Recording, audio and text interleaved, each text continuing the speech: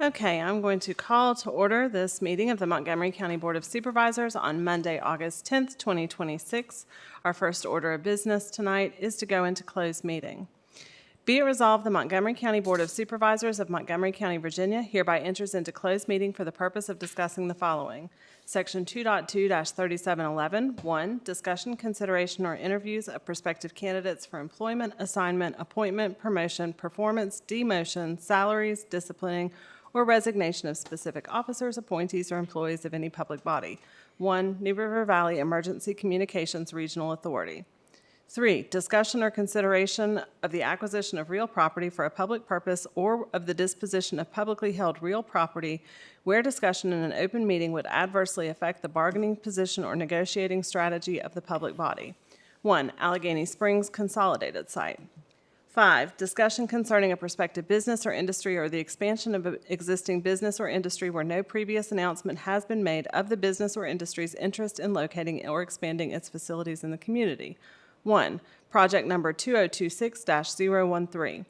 8, consultation with legal counsel employed or retained by a public body regarding specific legal matters requiring the provision of legal advice by such counsel. 1, Elliston Volunteer Fire Department. Is there a motion? So moved. Second. Okay, Madam Clerk, if you'll call the roll, please. Mr. King? Aye. Mr. Fidzikowski? Aye. Ms. Biggs? Aye. Mr. Grabsky? Aye. Chair DeMotts? Aye. 5 ayes.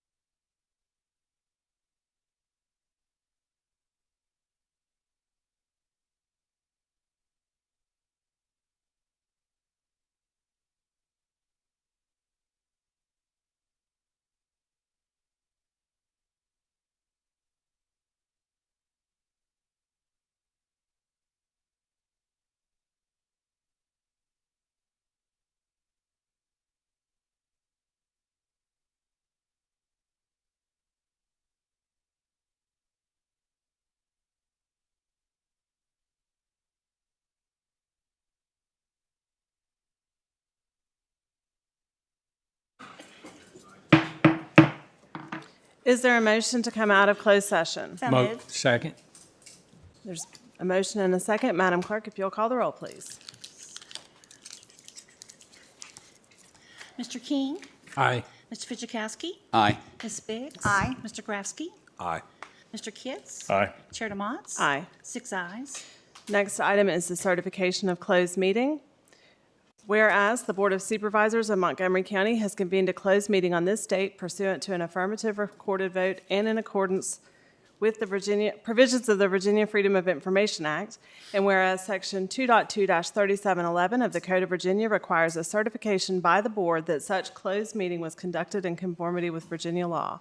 Now therefore be it resolved that the Board of Supervisors of Montgomery County, Virginia hereby certifies that to the best of each member's knowledge, 1, only public business matters lawfully exempted from open meeting requirements by Virginia law were discussed in the closed meeting to which this certification resolution applies, and 2, only such public business matters as were identified in the motion conveying the closed meeting were heard, discussed, or considered by the board. Is there a motion? So moved. Second.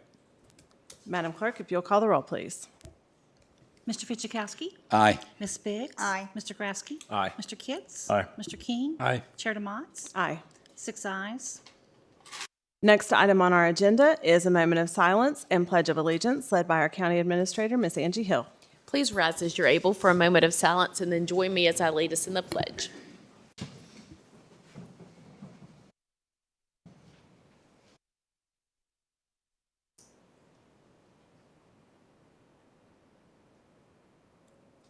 Let us pledge. I pledge allegiance to the flag of the United States of America and to the republic for which it stands, one nation, under God, indivisible, with liberty and justice for all. Thank you. Thank you, Angie. Next on our agenda, we have a presentation from the Virginia Department of Transportation. We have Mr. David Clark here with us to give us an update on road projects and issues in Montgomery County. Welcome, sir. Thank you. Just a few updates here. I'll start off with our construction project because we do have some activity going on the secondary construction, your 6-year plan. That would be on Taylor Hollow. We're doing the last section of that. Well, not the last section that's in the plan. It's still about another mile to the dead end of a gravel road, but this is all that was approved by the board.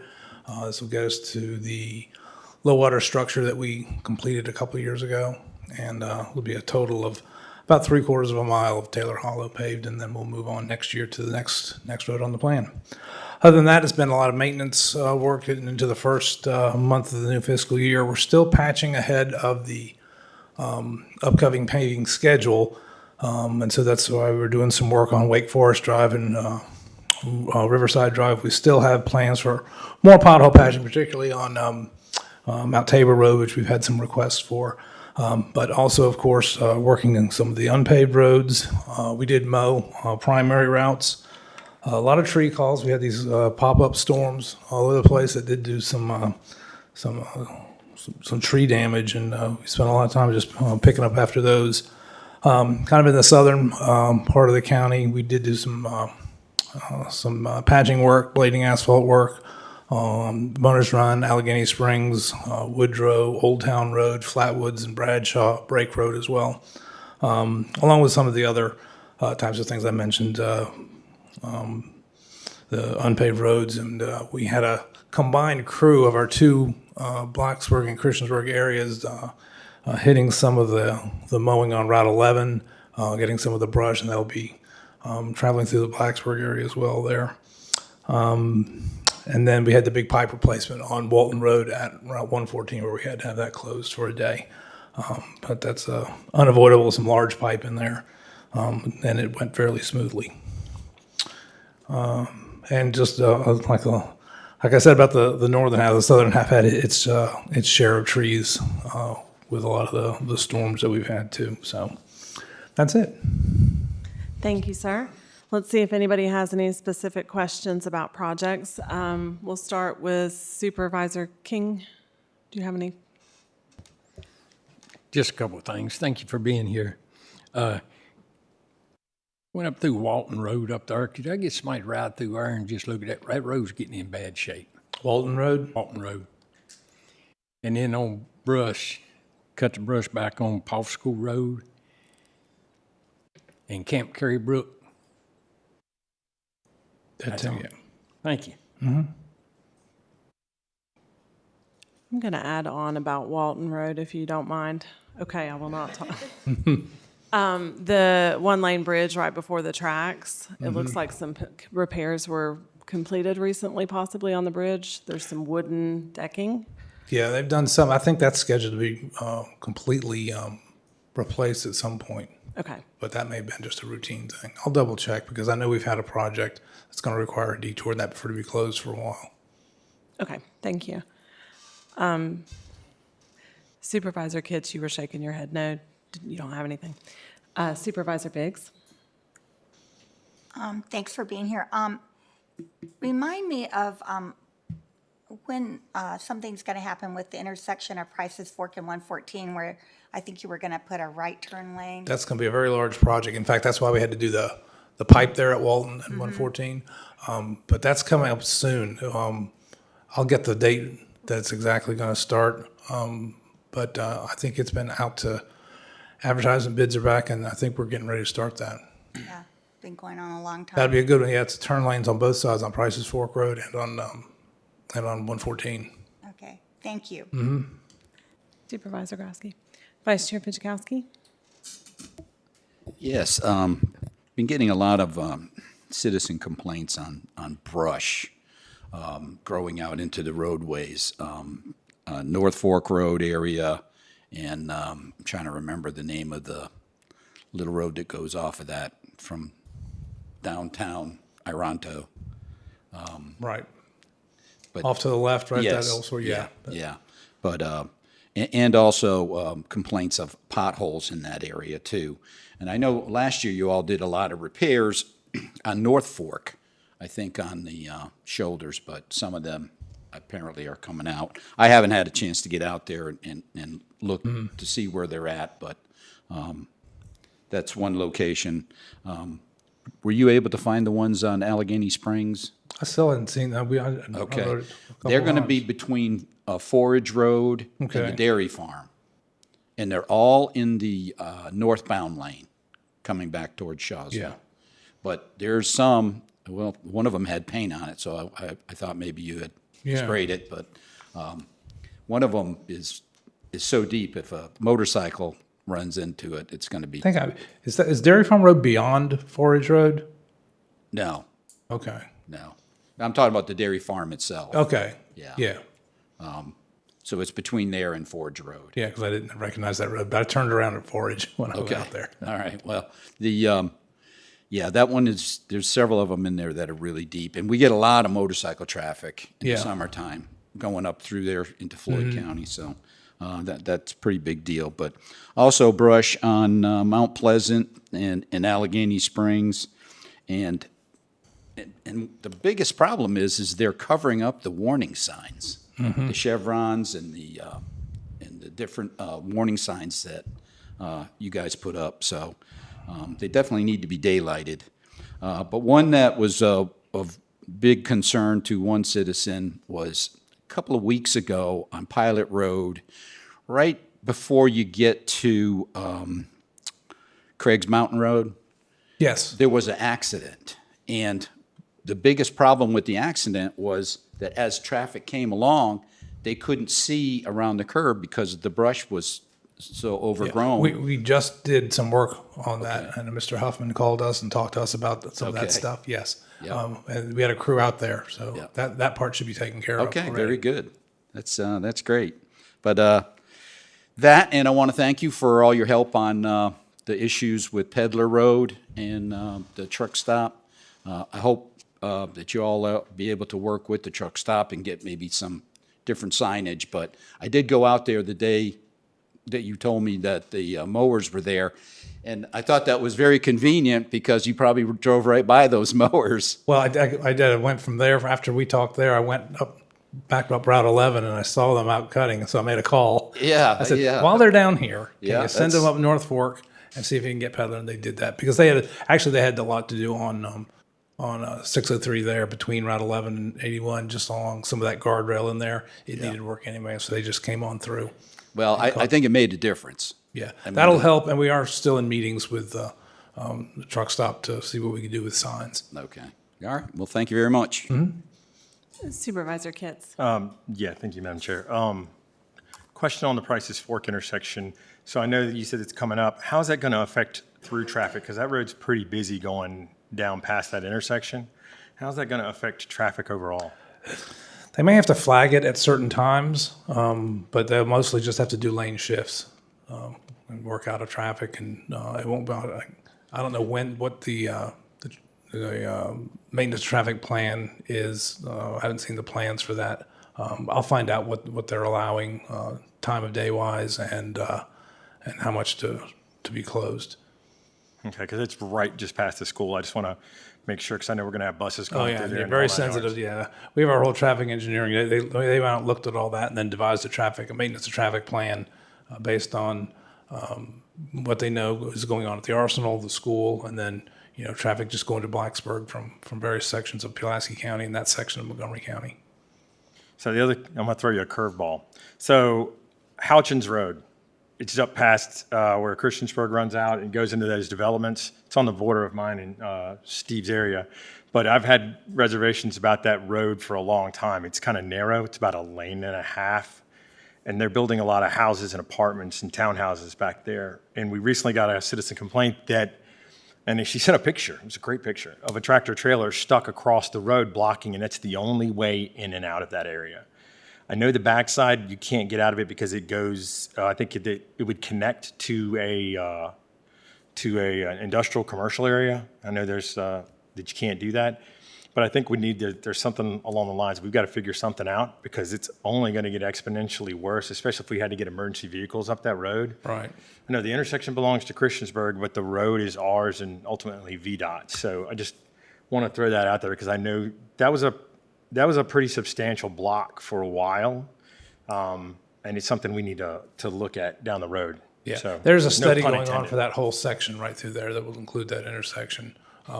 It's just a study. Doesn't mean there's money to build a lot of that stuff, but that's the first step in applying for something for that. Yes, I know Christiansburg has the intersection. I know they were doing their study for that. I didn't know up the road because we rezoned it. It's been a couple of years where we rezoned it from industrial to residential. And I drive back there all the time because there's a couple of reasons, but that's going to get extremely tricky, especially for emergency services. Mm-hmm. So just something to look at. Okay, yeah. I've never heard that you can't connect to industrial drive. From an outside of a residential, from what I understood, because I've asked the question in the past, because the only way to really get out of it, if you build a road back around, is to connect to the commercial industrial side back there. Tell me I'm wrong, and maybe I've been misinformed, but can we connect the Industrial road Drive, back around there? where that road is right next to the, I think it's the Dunkin' Donuts or something. Mm-hmm. If you follow that all the way back, it looks like, on a map, it looks like it's just a small area that separates it from Fournoy or Foy, I can't remember the name of the road. Do you? I've driven back to that. I know But the it's a area you're talking subdivision about. road, and I thought, well, if that could be connected, and I don't know what we would have to do, if we'd have to go through the MPO or what, or, because some of it's in the town and then Right. some of it's in the county. Yeah, But if that connection could be made, if one road is blocked, the other road is open. right. You generally like to have a couple ways in and out of any kind of residential area. But I haven't gone back there to look. I don't know, maybe a serious drop-off or I elevation. haven't I haven't looked at that. I know the backside. It's that because I think I can't remember the number of houses they're building back there, but it's an exponential growth. I think it's So- Fowler Lane, Falor. That's it. That's it. That's the one. We need to find a way to have another way out. If we're not going to do more on that portion, and we need to find a way out anyway, just for emergency vehicles. That's all I have. Thank you. One thing to add, Supervisor Curran is not here this evening, so I'm going to bring up an issue in her district that a citizen, I know you probably have seen the email as well, on Murphy. Yes, When they were yes. recently doing some fiber optic or internet installation, a curb was broken and it's causing Yep, some some erosion drainage. down the hill. Yep, I got, Can- yeah, I got an email over the weekend on that from a citizen out there with with some pictures on it as well. Okay. So I've seen that, yeah. Okay. Can you follow up with me and let me know what Yeah, happens I'll so I let can you know what make happens sure? with that. Yeah, we've just sent that to our guys to go take a look at. Thank you. Mm-hmm. Appreciate it. Does anybody else have any questions for Mr. Clark? All right. That was a lively one tonight. All right. Thank you, sir, Yeah. for being here this evening, and we'll see you again soon. Thank you. Thanks. Okay, next on our agenda, we have 3 public hearings, and we'll start with a presentation on the first public hearing. This is a request by Arcola Towers related to a tower located at the intersection of Meadow Creek and Young's Lane. Welcome, sir. Thank you. Good evening. Good to be with you all this evening. So to orient you on the location of the site, it is located in the southwest portion of the county. It's denoted by the yellow star here. On the zoom in, you get a little bit better perspective. This is Interstate 81. This is Tyler Road. This is Meadow Creek. And so the site is accessed just off of Meadow Creek Road. The aerial map here shows the 3 parcels that are part of the application. Again, to orient you, Interstate 81 is here to the top of the page, and then Meadow Creek, again, snakes around here. I'll show you the site plan here in a moment, but the tower's location is just here on this corner of the site. On your zoning map, you can see everything in green there is A1 agricultural, whereas what's in red, that is general business. This is an outlier parcel as part of Agricultural Forestry District Number 5. That's the Reiner Little River AFD. That AFD expires in 2028. The parcels have been enrolled in the AFD since 1988. However, telecommunications towers are one of the 8 permitted uses within AFDs. This parcel is also located in the 177 corridor study. It is noted as agricultural in the 177 corridor. As part of that agreement, we send all applications to the city of Radford for comment. They reviewed and had no concerns. So the request is for a 158-foot monopole-style freestanding telecommunications tower with a 2-foot lightning rod. The leased area on the property is 75 feet by 75 feet with a fenced compound of 50 feet by 50 feet. And that would be served by a 30-foot wide unrestricted access for egress and entrance to the site, utility, and fiber. There will be an 8-foot high chain link fence with opaque fencing that will surround the compound. It's located 960 feet from the closest dwelling and 360 feet from Meadow Creek Road. The tower is 63 feet taller than a nearby APCO transmission line. That was something that we researched at the request of one of the Planning Commission members. The main provider will be Verizon Wireless, but it will offer co-location opportunities for other providers as well as emergency services.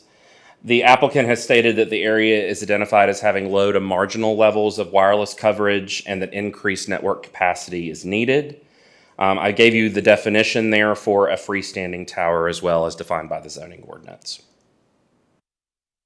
We have several supplemental regulations contained in code which also relate to telecommunication towers in addition to any conditions that may be placed on the special use permit. Wanted to cover those with you briefly. The tower shall be maintained with a galvanized steel finish or painted in a neutral color. All antennas must be a neutral, non-reflective color. No logos or advertising on the tower. A written agreement relating to co-locations must be on file with us and maintained to the satisfaction of the zoning administrator. A written agreement regarding removal of the tower upon abandonment is also held by our office and the zoning administrator, and all towers must comply with all FAA regulations, including those related to the Virginia Tech Airport. So in evaluating the impacts of this proposed application, there would be a new connection to Meadow Creek Road. That was reviewed by VDOT. They had no concerns regarding safety or maintenance of that new entrance. The area is not located in a FEMA-designated flood zone, and it would have to comply with all erosion and sediment control measures that are reviewed at site plan review. The county engineer did note that this would not require a land disturbance permit because it's under that 10,000 square feet of land disturbance. However, monitoring will still take place to ensure all erosion and sediment control measures are met. Reviewing the impacts on noise, safety, and security, the proposed facility will not produce any off-site noise. The facility will feature a galvanized steel finish, and FAA lighting is not required. So again, the site plan here, Meadow Creek here at the top of the page. In the blue here, you can see that 30-foot wide access that goes to the leased area, which is denoted in red. I'll not make you squint very much longer. We'll go to a larger version of that. Again, the blue area here is that access that would provide connection from Meadow Creek to the pad, and again, that 75 by 75 foot leased area. And then here is the drawing of the elevation of the monopole. Again, Verizon would be located at the top since it's their tower with co-location opportunities beneath. You can see here, this is a schematic of that fenced area that will be opaque fencing. Again, we did check the elevation of this against the nearest APCO transmission pole. That pole is at an elevation of 2,006.8 feet above sea level. Proposed tower elevation is a little over 63 feet taller than that. Here are some views on the site. This is viewing back toward Tyler Road with that APCO transmission line in view, and then viewing back toward Christiansburg. Carilion New River Valley Medical Center is here in the distance, and then you can see this is where we posted the sign there on Meadow Creek. So the applicant did do balloon testing. Those are not required in our code, and we cannot request those. The applicant can voluntarily provide those.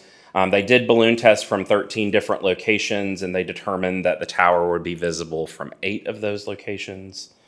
So I'll run through these fairly quickly. Again, the star denotes the location where the image was taken, and you can see here, due to topography and coverage, how that would be viewed from several different locations.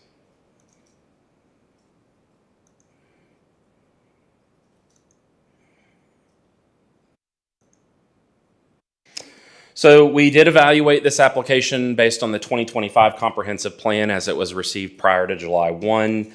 It is located in an area denoted as urban expansion. Those are the locations in the comprehensive plan for residential and non-residential development adjacent to the town of Blacksburg, Christiansburg, and Radford, and are intended to be natural expansion areas of the town and city boundaries. These are the comprehensive plan goals that are met through the application. Our public safety goal, ensuring access to telecommunications availability. Again, it fits in that urban expansion area definition. Continues to expand telecommunications access throughout the county and allows for co-location opportunities. The comprehensive plan goes a bit further and it ranks sites on their suitability for telecommunication towers. You can see here this site ranks F on the list that goes through I. In our analysis, per the applicant, the tower would improve voice and advanced data communications, supporting various constituencies throughout the county. Co-location opportunities will be offered for other providers and to emergency services. As I mentioned, there were no objections from the City of Radford, VDOT, or other citizens. Screen fencing will be provided, reducing the visual impacts of the compound. Per balloon test, the visual impacts will be minimal, and additional required regulations within the zoning ordinance will further reduce impacts. We often are asked if we can provide coverage maps to show the need for towers. Unfortunately, the Commonwealth does not allow us to request those. They have determined that that's proprietary information for a business, and we are not allowed to ask for those. The Planning Commission held their public hearing on July 15th. We had no citizens that spoke at the hearing. The Planning Commission did recommend approval 6-0 with 3 absences. So in their recommendation, the Planning Commission did recommend approval of the special use permit to allow a 158-foot standing monopole telecommunications tower with a 2-foot lightning rod with the following conditions. The tower shall not exceed the height of 158 feet exclusive of the lightning rod with a ground elevation of 2,069.9 feet above mean sea level. The tower shall not have lighting unless required by the FAA. The site development shall be in general conformance with the concept plan submitted in the SUP application entitled Childress_2 Meadow Creek Road, and the tower shall be of a monopole design and dishes shall not be installed above the lowest co-location elevation. All wiring and cables shall be located inside the monopole structure. Property owners were notified in accordance with state and county code. Public hearing sign was placed on Meadow Creek Road in compliance with county code.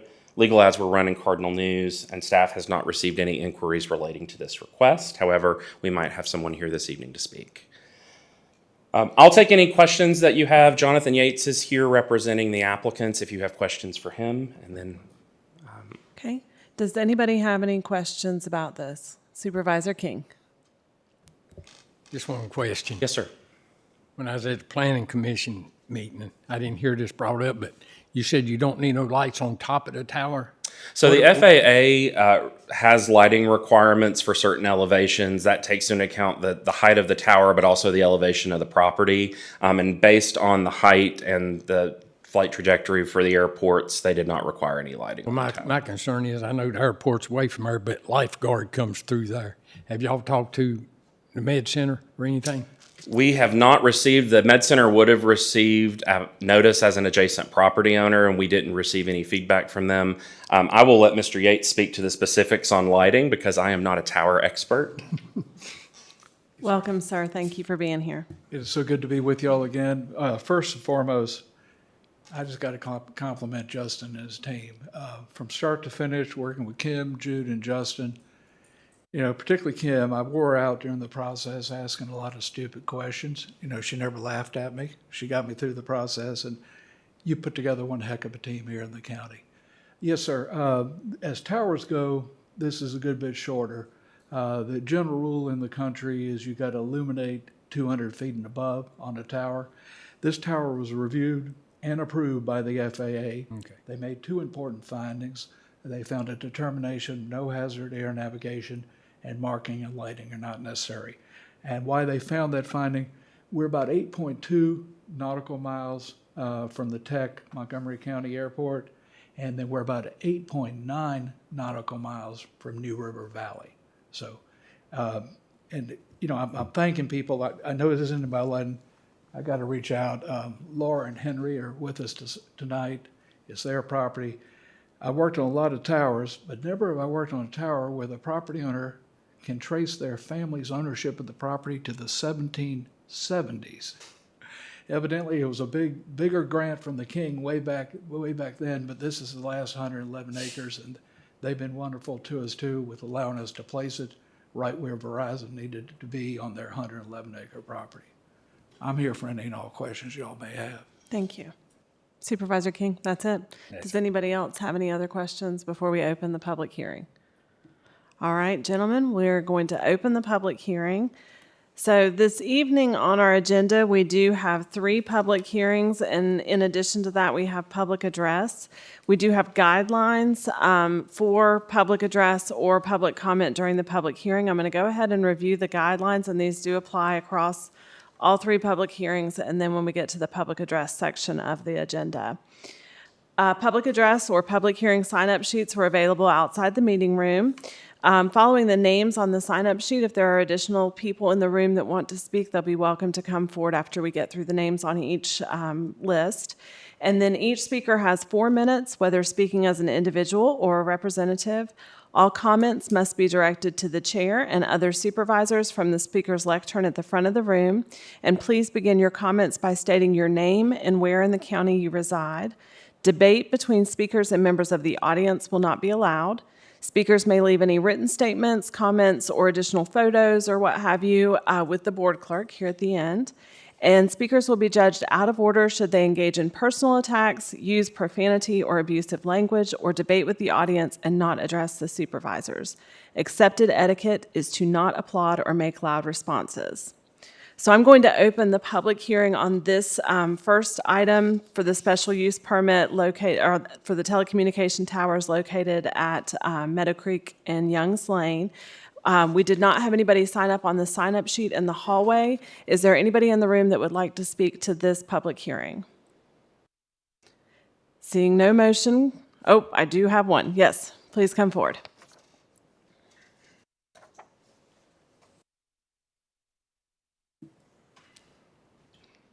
Welcome.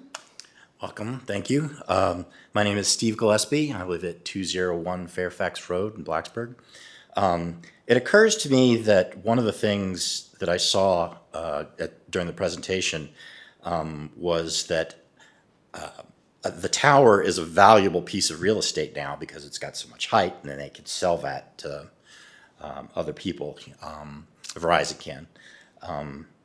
And there were no restrictions placed on who can or can't rent that tower by the county. And it occurs to me that that would be an excellent place for surveillance equipment next to the highway. And I think that that should be something that is routinely looked at by the Montgomery County Board of Supervisors going forward, because there are quite a few people who are opposed to surveillance equipment on these towers. And it might be something in the future, very near future, you all would need to be considering whenever one of these telecommunications towers goes up. Thank you. Would anybody else like to come forward to speak to this public hearing? Okay, seeing no one else, I'm going to close this public hearing and we'll move to our next public hearing. This public hearing is later on the agenda for potential action by the board. So our next public hearing tonight is a request by Towers LLC. This is also related to a wireless telecommunication tower on Old Pike Road and Basham Road. Welcome back. Hello. So this will be very similar in some ways to the last request, but there's some additional context and information that I'm going to provide to you as we go through. So this property is located in the southeastern portion of the county near the Floyd County line. To orient you here, this is Pilot, and this is Old Pike here, and then this is Basham Road. On the aerial of the property here, you can see there is some floodplain on the property. However, the tower is located here off of Old Pike, so it's nowhere near that flood hazard area. Again, Old Pike runs along the southern or the western portion of the property here. Everything in the area is zoned A1 agricultural. So the request is for a 190-foot freestanding monopole telecommunications tower with a 4-foot lightning rod on a portion of a total 124.236 acre parcel. The proposed tower location is 100-foot by 100-foot leased area, approximately 156 feet from Old Pike Road, to be leased by the Towers LLC. Generally, leased area is all that we require at this stage of the application. Oftentimes that can fluctuate within that leased area on the size of the compound that is needed. That's normally finalized at the site plan review phase. Staff did evaluate the compound of 50 feet by 50 feet in its analysis noted in the original application. The drawings show a compound of 45 feet by 45 feet. I will note that the Code of Virginia was recently amended to allow the expansion of a compound 30 feet in any direction, but that would all still be within that 100-foot by 100-foot leased area. The area is currently wooded. The leased area and the access easement are planned to be cleared of vegetation as needed. The tower will accommodate Verizon wireless antennas and additional future co-location opportunities. The property is currently used for residential and agricultural purposes. I know the board received some communication that had some questions about the application timeline, so I wanted to detail those steps to you here, just as a refresher of our process internally through the development review team. The initial request was received on May 29th and sent out to our development review team. That request was for a lattice-style telecommunications tower. We give reviewers 30 days to review the application and provide any comments back to us, and then we provide those comments to the applicant and request any revisions at that time. The applicant was contacted on June the 23rd to revise the application, and planning's comments noted that a lattice-style tower was not in conformance with the comprehensive plan. Those revised application materials were submitted by the applicant on July the 7th. The amended request was for a monopole-style telecommunications tower. The Planning Commission packet containing all those revised application materials was sent to the Commission and posted on Diligent on July 8th. Staff analysis included in the packet referred to those revised materials. The Planning Department website was updated with the revised application on July 14th. That was brought to our attention and we rectified that error when we were notified. And the reason for that was due to staff absences and an internal delay. The revised FAA documentation was provided by the applicant on July the 15th. I will note that at the application stage, we do not require the FAA information. That is reviewed at site plan review. Printed copies of all of those changes that were not included in the packet that was distributed on July 8th were printed and given to the Planning Commission prior to their meeting on July 15th. All citizen comments that were received by 5 p.m. on the 15th were provided to the Planning Commission in writing at their meeting because we knew that there was a chance they would not receive them if they were transmitted electronically. It is not uncommon for revisions to be done prior to public hearing at the Planning Commission. We see that quite commonly, and we do apologize that that information was not added to the website, but again, it was included in the Planning Commission packet that was made publicly available. As I noted on the last application, there are several supplemental regulations that are included in the zoning ordinance. I won't run through those again, but they are the same as I provided in the previous application. We did evaluate the impacts for transportation. There is a proposed new connection on Old Pike Road. VDOT has reviewed that for safety and maintenance and had no concerns. The locations and dimensions of that access will be finalized at site plan review. The property is not the area for the leased area is not located in a FEMA designated flood zone. And again, we will check for compliance with all erosion and sediment control measures at site plan review. Again, there is not enough disturbance to warrant a land use permit. However, environmental engineering will still reference and monitor the site to ensure that all those regulations are ensured. The applicant states that the proposed facility will not produce any off-site noise. A 6-foot tall fence will be installed around a 45 by 40 foot area containing the telecommunications tower and associated equipment. The facility will feature a galvanized steel finish, and in addition, no FAA lighting is required.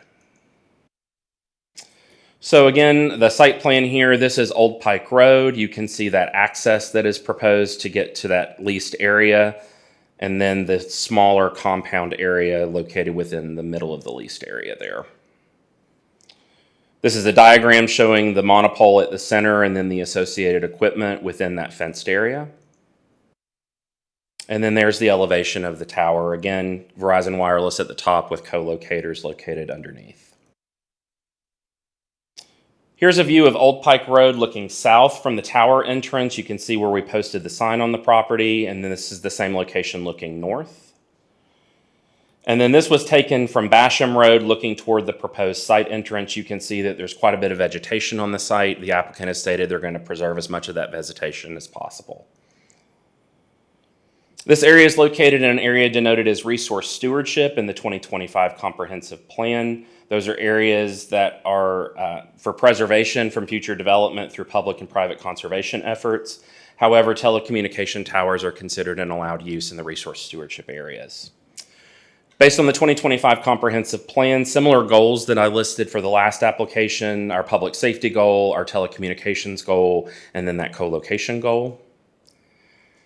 Similar listing that I provided to you in terms of the ranking of various sites for telecommunication towers. This one ranks as an E on the list. Per the applicant, the proposed tower would improve voice and advanced data communications, supporting various people throughout the county. Co-location opportunities are offered to other providers and emergency services. No objections were made by VDOT. Existing vegetation will remain in place, excluding the needed removal of vegetation for site improvements, reducing visual impacts, and those additional supplemental regulations will further reduce impacts. And again, we are not allowed to request propagation maps or other proprietary information. The Planning Commission held their public hearing on July 15th. There were 2 citizens who addressed the Planning Commission with concerns related to view shed. The Planning Commission recommended approval on a vote of 4-2 with 3 absent for that request. So the Planning Commission does recommend approval of the special use permit to allow a 190-foot freestanding telecommunications tower with a 4-foot lightning rod with the following conditions. The tower shall not exceed a height of 195 feet, exclusive of a proposed 4-foot lightning rod. The tower shall not have lighting unless required by the FAA. Site development shall be in general conformance with the concept plans dated 7/6/2026, submitted by MB&C Engineering Services, LLC. And the tower shall be of a monopole design, and dishes shall not be installed above the lowest co-location elevation. All wiring and cables shall be located inside the monopole structure. I did also want to point out the requirements for notification. Adjoining property owners were notified in accordance with state and county code.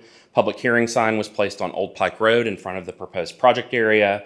Ads run in Cardinal News. We have received 4 inquiries from the public related to this request, and staff has received 2 FOIA requests concerning this request. Additional comments could be shared this evening during the public hearing.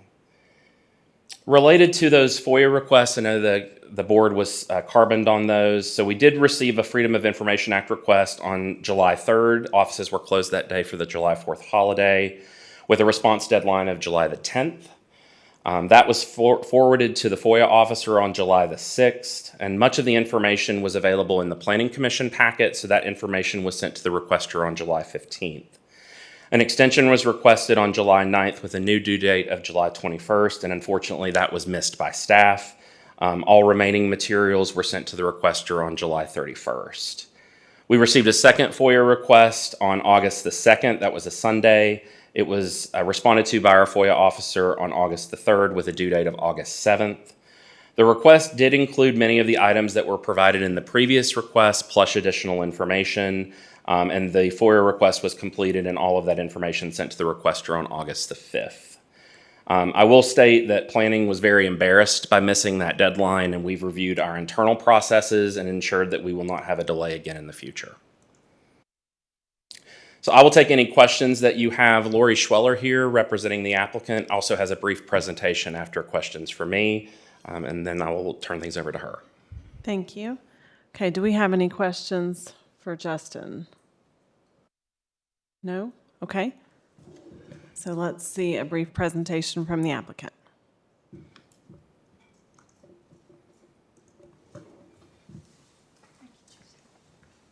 Welcome. Thank you. Good evening, Chair DeMotts, members of the board. My name is Lori Schweller. I'm an attorney with Williams Mullen in Charlottesville. I'm representing the Towers LLC, which is a joint venture of Vertical Bridge, which is a tower builder and manager, and Verizon Wireless, which, as you've heard, is the anchor tenant on this proposed site. The site would be located in very southern Montgomery County in the pilot area. The site address is 4752 Old Pike Road. The service objectives for this project are to serve the pilot area and surrounding rural communities, and Old Pike Road, Pilot Road, and surrounding neighborhood roads, and of course to serve emergency personnel working in the area. This is your county GIS. You can see the subject parcel. It's about 125 acres. The project would exceed all required setbacks, and the closest off-site dwelling is approximately 433 feet to the southeast. The site would be located within the forested area on the subject property, which would, of course, screen to all the ground equipment in the lower portion of the monopole. The lease area, as you heard, is 100 by 100 feet, and within that, a 45-foot by 45-foot fenced compound would hold the equipment of the carriers. That would be accessed by a gravel road within a 30-foot easement. This is the layout of the compound. You can see Verizon Wireless equipment to the left of the compound, and then there's room within the compound for other wireless providers should they wish to co-locate on this monopole. This is a schematic elevation of the monopole, which is 195 with a 4-foot lightning rod, so no lighting would be required. It's not within 5 miles of any airport. Verizon would be at the top position, room for co-locators, and as you heard, it's a matte galvanized steel finish. This site is located in the center here of this map. This is the search ring. This is the area that Verizon wanted a tower to serve the pilot area. There are no other towers within 5 miles that Verizon Wireless isn't already using, so there are no co-location opportunities. And so that's why a new support structure or tower is needed. So there is an American Tower Corporation tower, a lattice tower, 345 feet tall, about 4 miles east of this proposed site, and Verizon Wireless equipment is on that tower. So it's being used as a Verizon Wireless site. And then 4.6 miles west of the site is another American Tower Corporation monopole, also 195, and Verizon Wireless is using that one as well. So this proposed site would connect those two sites to provide seamless coverage in the pilot area. We had a couple of community members who expressed some concerns about the visibility of the site in the pilot area. So just to give you some visual so you can understand the relationship between their parcels and the subject parcel, this is one of the sites here. So the proposed tower is located at the bottom point, and the concerned citizens are located 870 feet north of that, also in a wooded area. So you can see that because of the woods surrounding the tower and the woods on the citizen site, there will be quite a bit of screening for this project. Here's your county GIS to show the same thing, so you can see the parcels in relation, the subject parcel here, and then the citizens parcel here. We had another citizen who was concerned about aspects of this project, and here you can see that their property is over a mile away. I can tell you that at that distance there would be no visual impact. If it could be seen at all, it would be just a dot above the tree line. And here is that same distance shown to you on the county GIS. So I wanted to point out some reasons why wireless is important. I'm sure you're all aware of this because there were some concerns about property values. But actually, when people are looking to buy homes or already living in an area, they're very interested in good wireless service. In a 2015 study of 2,000 American home buyers, found that 60% ranked good school districts as important, compared to 76% who called out mobile service. And of course, that was over 10 years ago. These days, wireless connectivity is widely recognized as essential infrastructure. As of December 24, about 77% of U.S. adults lived in wireless-only households. So with no landline, they do rely on wireless service for emergency contact. So it's very important to citizens' safety. And as you know, in rural areas, wireless communication services might be the only way to get internet, and they facilitate emergency access, remote work, online education, governmental participation like this, access to digital healthcare portals, and everyday convenience. This project does comply with your zoning ordinance. It should have minimal impact on adjacent properties because of the forested subject property and monopole style support structure. There are no existing towers to provide co-location opportunities in the area. And it will provide voice data and internet connectivity to pilot and surrounding homes and roadways. It will provide co-location opportunities to other wireless providers should they wish to enter into this area of the county. And wireless communications are essential for emergency services for citizens and travelers. You have seen how your county comprehensive plan discusses wireless service. The site would support public health, safety, and welfare and not interfere with agricultural and residential uses. And then in your electric, telecommunications, and gas utilities goal, it will provide much-needed wireless voice data and internet service to support economic growth and development without negatively impacting the environment. And finally, it will support law enforcement and emergency services by improving communications among county personnel and citizens in need of assistance.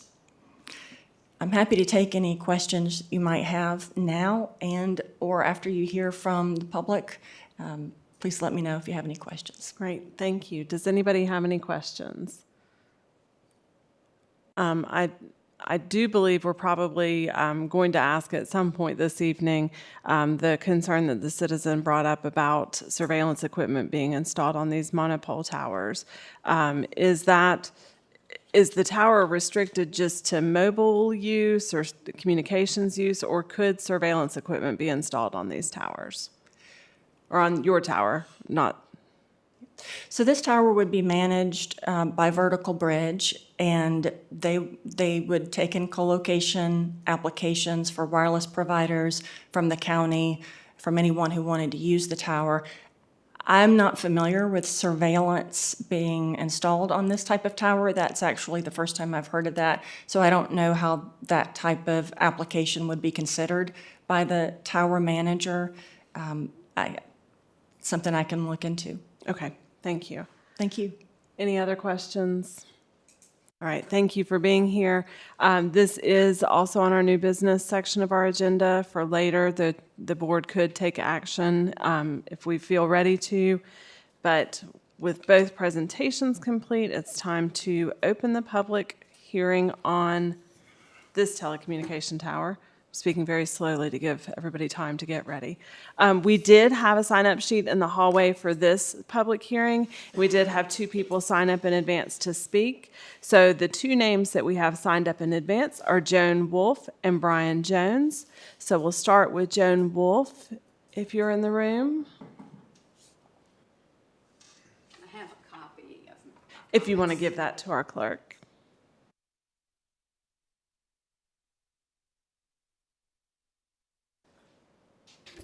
Welcome. Thank you. My name is Joan Wolfe. I live on Gold Rush Road in Pilot, and I will focus my time on whether this 199-foot tower has been shown to be consistent with Montgomery County's comprehensive plan. Better wireless service may justify a tower, but it does not establish that this is the right location. Utilities Policy 2.2.2 says new towers should be located where they will have the least negative impact on citizens.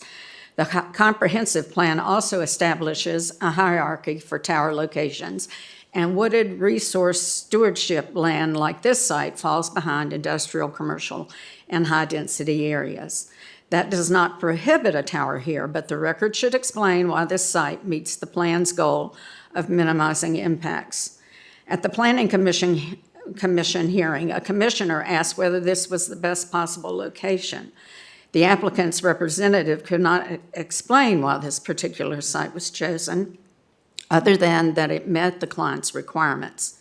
Meeting Verizon's requirements is not the same as demonstrating the least negative impact on the people who live here. Utilities Policy 2.2.1 encourages using existing towers, buildings, and similar structures when possible, specifically to avoid constructing a new tower in an inappropriate area. The applicant says it looked for existing structures and found none that worked, but the record provides very little non-proprietary information allowing the board to evaluate that conclusion. Planning and Land Use Policy 1.2.1F applies specifically to this resource stewardship area. It says a proposal should be compatible in scale and intensity with agricultural and rural residential uses and should help preserve farmland, open space, and historic, scenic, or natural resources. That makes the tower's scale and visual impact important. The applicant says the force will screen the ground, equipment, and lower portion of the monopole, but that does not show the visual impact of a structure nearly 200 feet tall. There's no meaningful photo simulation of similar visual evidence showing that the tower will actually look like from surrounding homes, roads, and the countryside. For me, this is not an abstract planning exercise. I've lived on this land for 40 years and I expect to spend the rest of my life here. I live here because of the rural character of the community and because of the scenic landscape around it. If this tower is approved, I will see it every time I walk out my front door, regardless of what was the comment made.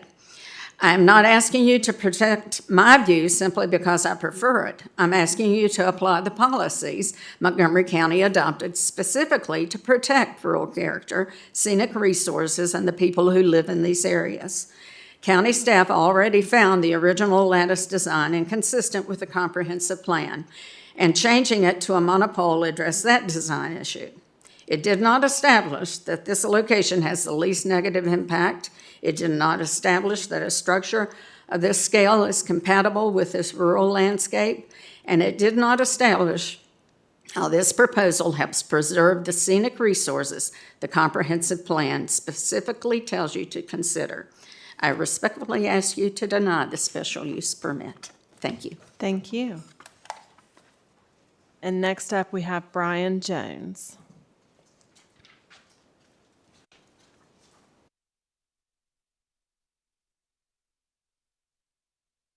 Welcome.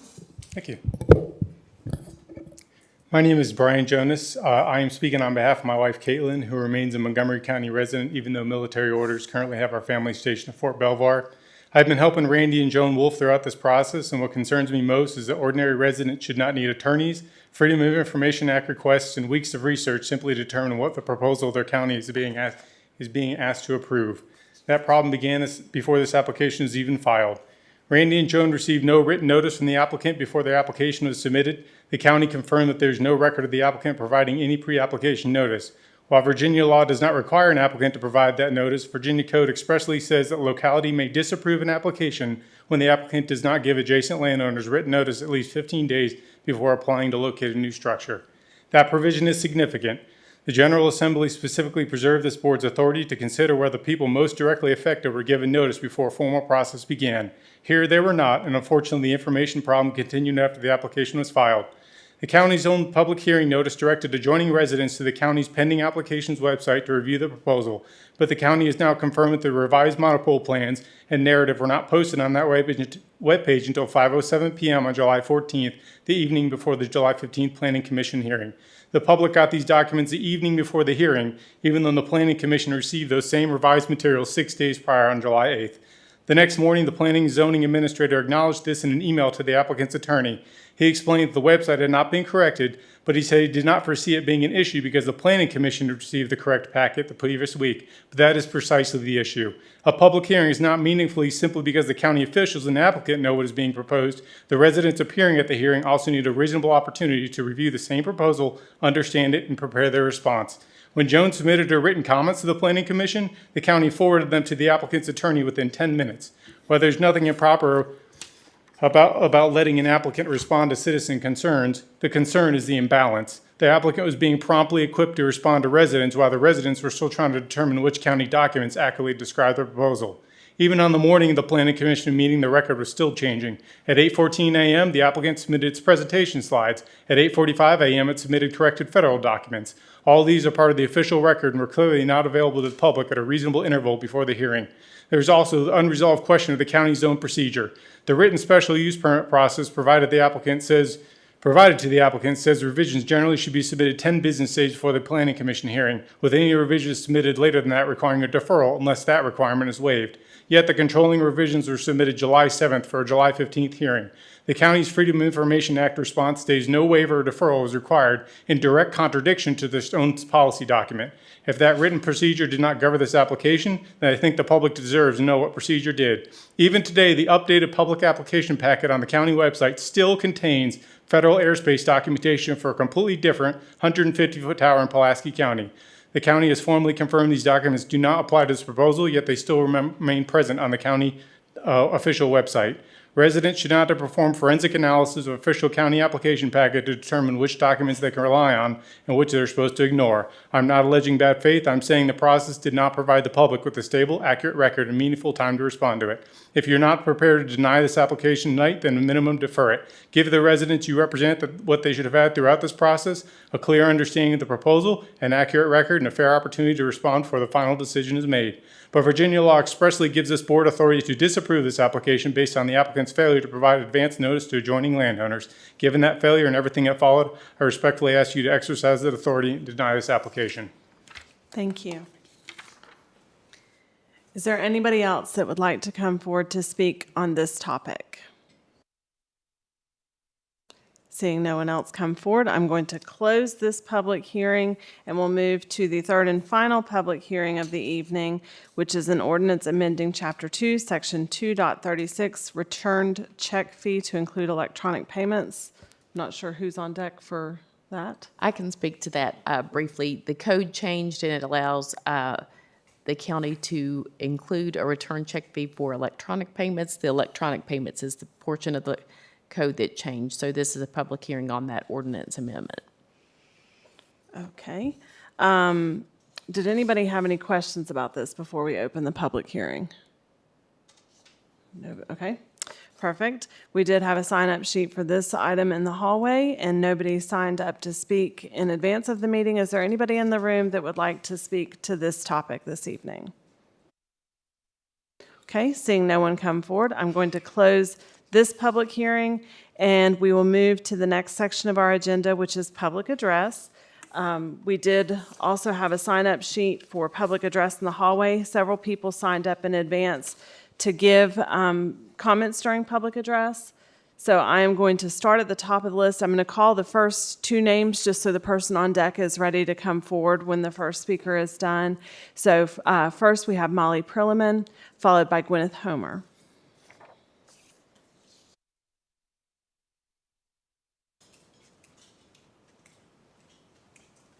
Hi. Welcome. Thank you. I'm Molly Prilliman, 4th Street, Christiansburg, Virginia. I'm reading a letter that was sent to you all as well by Elizabeth Struthers Malbin, District A. Dear Supervisor Kieran, thank you for your December 15th, 2025 vote in favor of a resolution expressing concern about the Mountain Valley Pipeline Boost Project. Although the Board of Supervisors resolution does state its concern with the long ongoing blockage of Cove Hollow Road by the Norfolk Southern Railway crossing, while oddly not mentioning the similar blockage at the Cannery Road crossing in Elliston, even though it was a Cannery Road resident who initially brought this matter up to the board. This was and is clearly not the only concern the board has. The resolution also affirms that the county is concerned with the direct, indirect, and cumulative impacts on the natural, physical, and human environments that may be caused from the adverse hazardous air emissions from greenhouse gases emanating from the Swan compressor facility that will impact the air and water quality, wildlife, and socioeconomic factors in the county of Montgomery, Virginia. While the recent Mountain Valley Pipeline proposals do address, perhaps not adequately, the concern with the Cove Hollow blockages, they fail even to acknowledge this larger concern with the environmental impacts of the proposed Boost project, including the Swan compressor station. Yet, as the board's resolution also acknowledges, FERC is requesting public comments on environmental impacts of the Boost project, including construction and operation of the Swan compressor station in Elliston, Virginia. I share these concerns with the board Mountain Valley Pipeline's proposal. 1, emergency access improvement of Cove Hollow Road and a pedestrian bridge, and 2, just a pedestrian bridge, but also mentioning Norfolk Southern Railway. Do attempt to address the serious access issues facing Cove Hollow Road alone, ignoring similar Cannery Road issues. Neither Mountain Valley Pipeline proposal does anything to address these larger environmental concerns, which have certainly not gone away among citizens of the county. Thus, I ask you to continue to listen to the citizens, especially those most immediately affected in Elliston and Lafayette, and clearly deem the Elliston site unsuitable for a compressor station. As I was reading the Mountain Valley Pipeline proposals, I was looking for what Mountain Valley Pipeline really wants, and it was not hard to find. In item 4, under agreements, 4, FERC notice to proceed. Mountain Valley Pipeline's obligation to proceed with the construction of the project or to incur project costs beyond the preliminary costs is expressly conditioned upon Mountain Valley's receipt of the Federal Energy Regulatory Commission of a notice to proceed with construction of the Mountain Valley Pipeline Boost, including the Swan compressor station. Of course, having failed to buy approval for environmental damage with the gift of bike desks, Mountain Valley Pipeline is now upping their offer. The FERC approval of a notice to proceed with the construction of Mountain Valley Pipeline Boost, including the Swan Compressor Station, demands that the board give comments on the environmental impacts of the project, which would include damage to water and air and damage from light, noise, noxious, and cancer-causing emissions. Building a pedestrian bridge and maybe making emergency access improvements does nothing to address these larger concerns. Thank The price you. of That's Mountain the end Valley of your time. Pipeline is too high. Thank you very much. Okay, next up we have Gwyneth Homer, and following that we have, I apologize if I get this incorrect, Noah Morris, I believe. Welcome. Hello, my name is Gwyneth Homer and I live in Blacksburg. First, I would like to invite you all to the Eastmont Tomato Festival, which is this Saturday. It'll be my first time going, and maybe among us, we have the next tomato eating champion. Now, for more important matters, last Friday, FERC released their environmental assessment of the MVP Boost project. I encourage you to read it, if only to stay informed about this pressing issue. I admit that I was disappointed, though unsurprised, by their conclusions. One word to those considering reading it. Hidden on page 68 is an admission of their bias. The environmental impact of any alternative to the project will not be evaluated if that alternative doesn't meet MVP's goals. That is, unless MVP's goals are met, it doesn't matter if it is better for the environment. This is a bias in favor of Mountain Valley Pipeline and clarifying FERC's somewhat cavalier dismissal of our citizens' concerns. Many of the environmental assessment's allowances place responsibility and trust in MVP itself, which has, over the past dozen years, proven reliable only in their untrustworthiness, irresponsibility, and flagrant disregard for the environment and safety. A couple of notes. During construction, MVP will use 120,000 gallons of water for hydrostatic testing and 5,000 gallons of water daily for dust suppression, all of this coming from the Montgomery County water supply.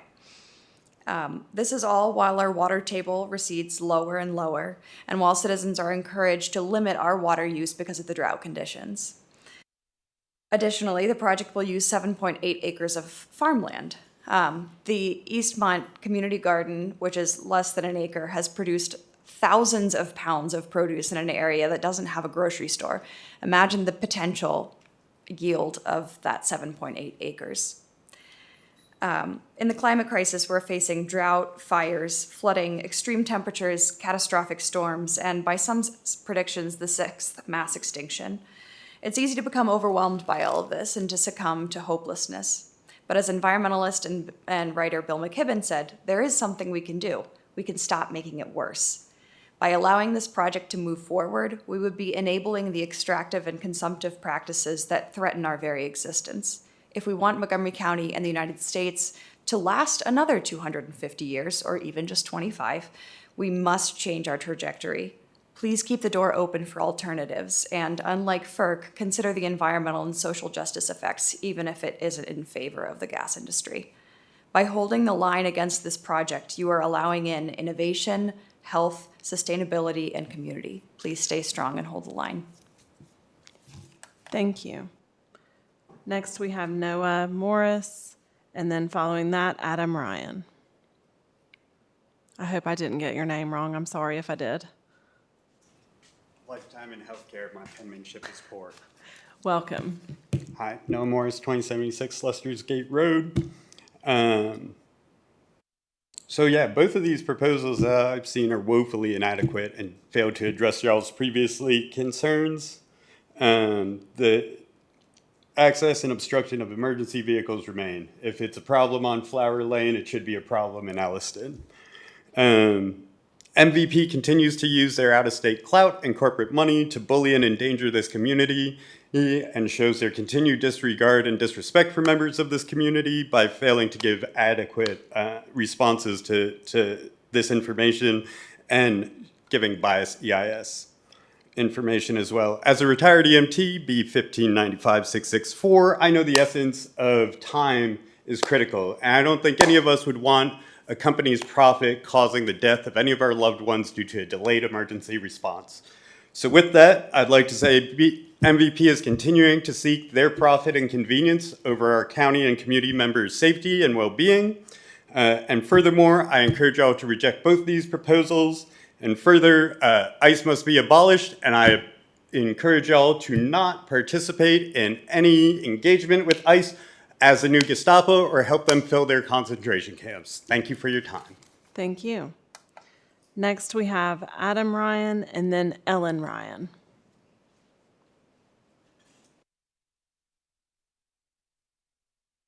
Welcome. Hey, how are y'all? First time doing this, but I'm Adam Ryan. I live at 6469 Roanoke Road in Shawsville, and I have driven by Hale's Restaurant about every day, hoping that that place sells because I miss my gravy biscuits. And the main reason that I started thinking that what if that place had natural gas as a service? Would it sell faster as a restaurant? And that got me wondering where the natural gas comes from in Montgomery County.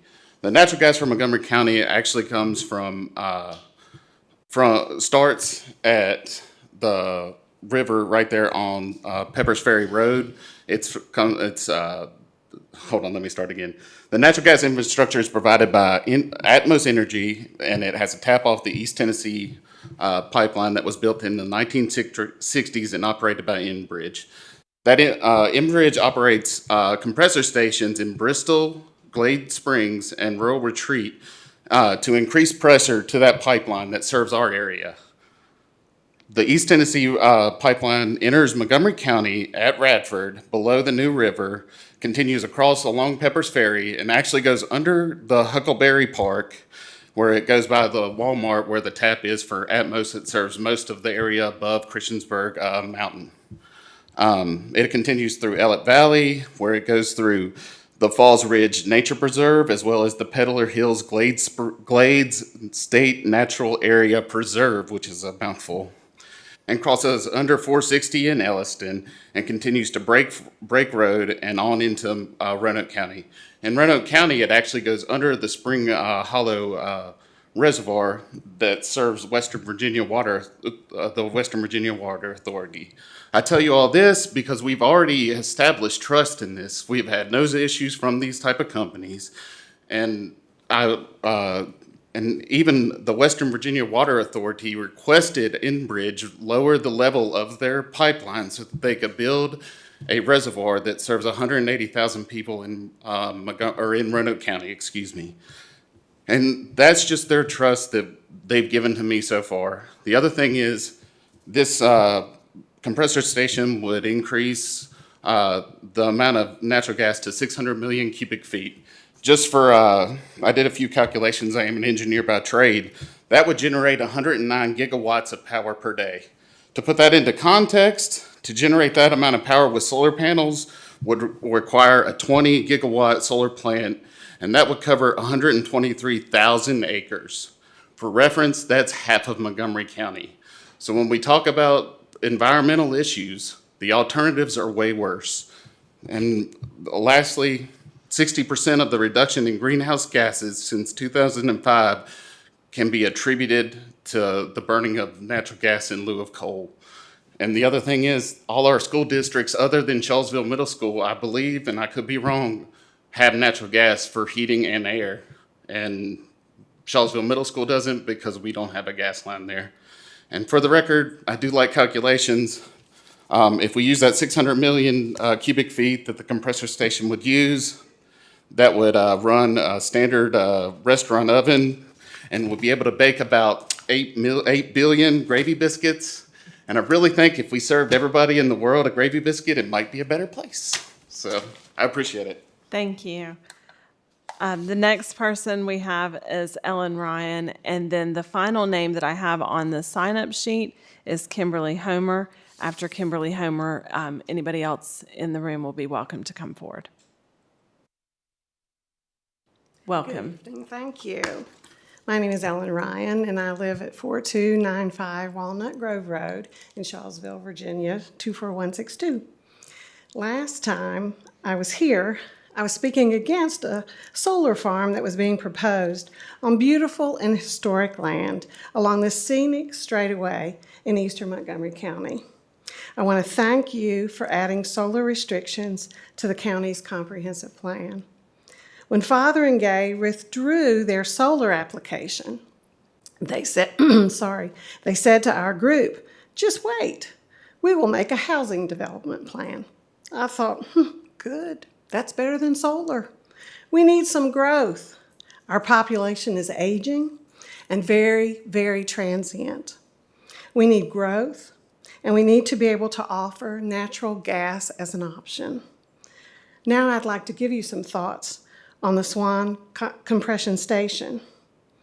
A group of community volunteers contacted our representative, Steve Fizikowski, about the compressor station being added to the existing MVP. He was happy to convene a panel with MVP, county administrators, and Roanoke Gas to answer our questions and concerns. He also planned to visit a pumping station in West Virginia and report back with his thoughts. He was able to alleviate many of our concerns. His exact words were, "I think it's a very safe facility." Our group was very satisfied with his expertise. The compression station is considered a minor source of emissions. In fact, Carilion has the same type of minor source air permit, and DEQ has processed more than 200 permits of this type per year for the past 5 years. MVP then reached out to the community and hosted an informal meeting with officials available to answer questions and concerns. It was very well attended, but you may have noticed the people with negative concerns seemed to get most of the attention in print. The president of Roanoke Gas was also there and available for questions. I left the meeting thinking this was really helpful. Here are my thoughts about the site. I have lived in this community for 50 years, and I remember dump trucks from Virginia Brick in Salem going right to the proposed site to dig clay for bricks. I thought, good place for the station. Can't see it from the road, and there are no really close neighbors. I would encourage you to visit the site and see for yourself. I also had a conversation with someone who vehemently opposes the station. I asked, why don't you want a pumping station? The pipeline is already there. What's the concern? She said, do you want to send more gas down the line for them to sell it overseas? My answer is adamantly yes.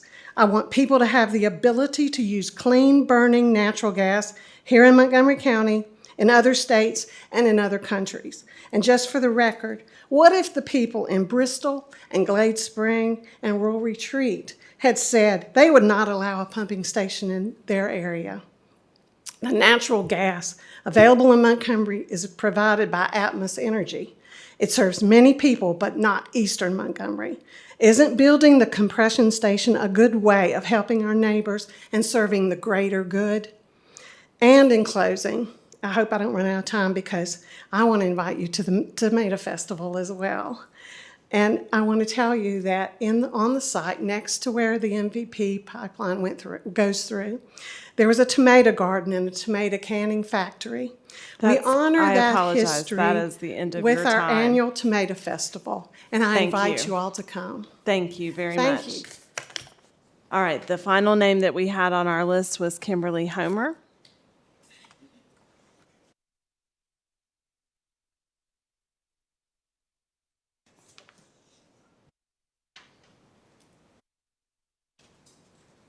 Welcome. Thank you. Good evening. My name's Kimberly Homer, and I live at 222 Price Street in Blacksburg. And our LLC has 13 acres of woodland on Echo Hills Road in Elliston. I'm also considering an investment in the Eastmont Food Co-op and Mercantile, a place that would have fresh produce, home goods such as flour and masa, a community bulletin board, clean restrooms, and maybe a laundromat, and stationery, wood, and leather goods from local artists. If VT-bound traffic takes the scenic route to Christiansburg, They can stop in for maps and brochures about our native wildlife. In biology, innovation and adaptation actually come from scarcity, not abundance. And there is certainly a scarcity of food, laundry, and kid-friendly gathering places in Elliston. But there's no shortage of people who love this place and want to help. I'm part of a homestead group who help each other live well with less. All of us have gardens, but only a few are on the electrical grid. We have trees instead of air conditioning. Only 2 of us are on the public water and septic system. The others have wells or harvest rain. Eastmont's public water comes from the New River 2 mountains away, and the septage has to be pumped back uphill. What will happen when pumping costs double or triple as household electricity has done? Should we even consider opening a laundromat? What will happen when the South Fork floods, as it surely will again, and that septage ends up in the Spring Hollow Reservoir? Please have a heart for people who love it here, who garden here, who listen to birds and walk on mountain trails, who would support a food co-op and a local gathering place. Let's invest in what we already have. Thank you. Thank you. Okay, is there anybody else in the room that would like to come forward and address the board on any topic? Come on up.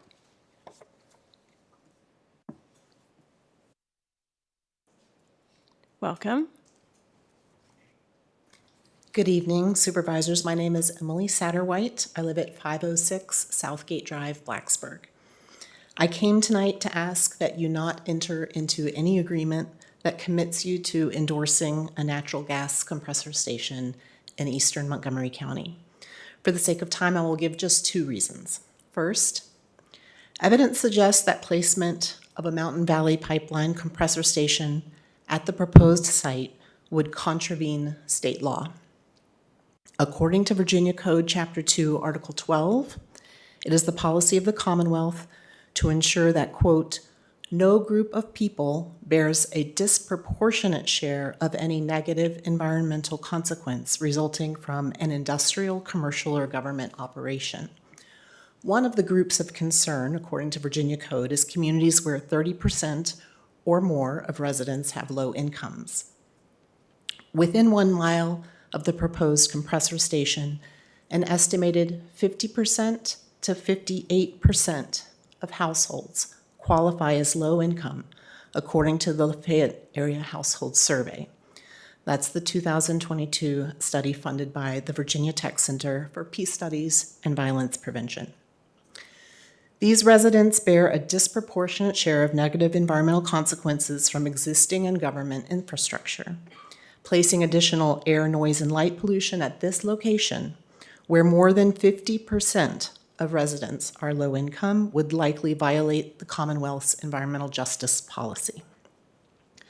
A second reason you should not enter into any agreement that commits you to endorsing a compressor station in Eastmont is that compressor stations sicken people and increase their risk of death. Peer-reviewed scientific studies find that negative health effects from air pollution are most acute within approximately 1 mile of a gas compressor station. Though I will note that in Pennsylvania, one study found residents up to 5 miles away reported negative health effects.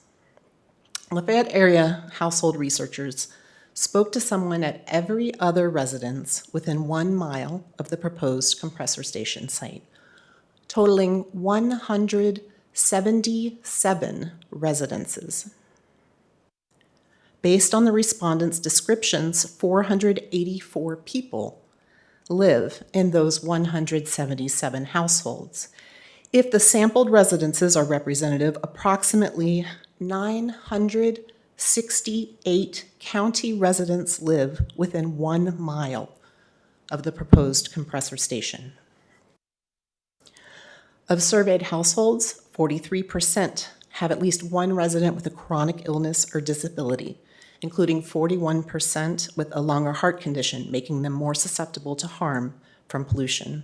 These demographics indicate that it is highly likely that the operation of a compressor station in this location would result in increased rates of morbidity and mortality for the approximately 968 residents living within 1 mile of the facility.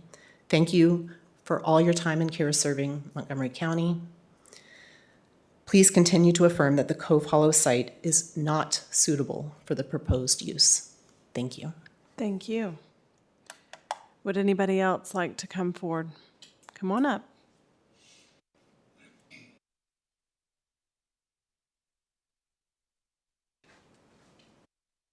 Welcome. Thank you.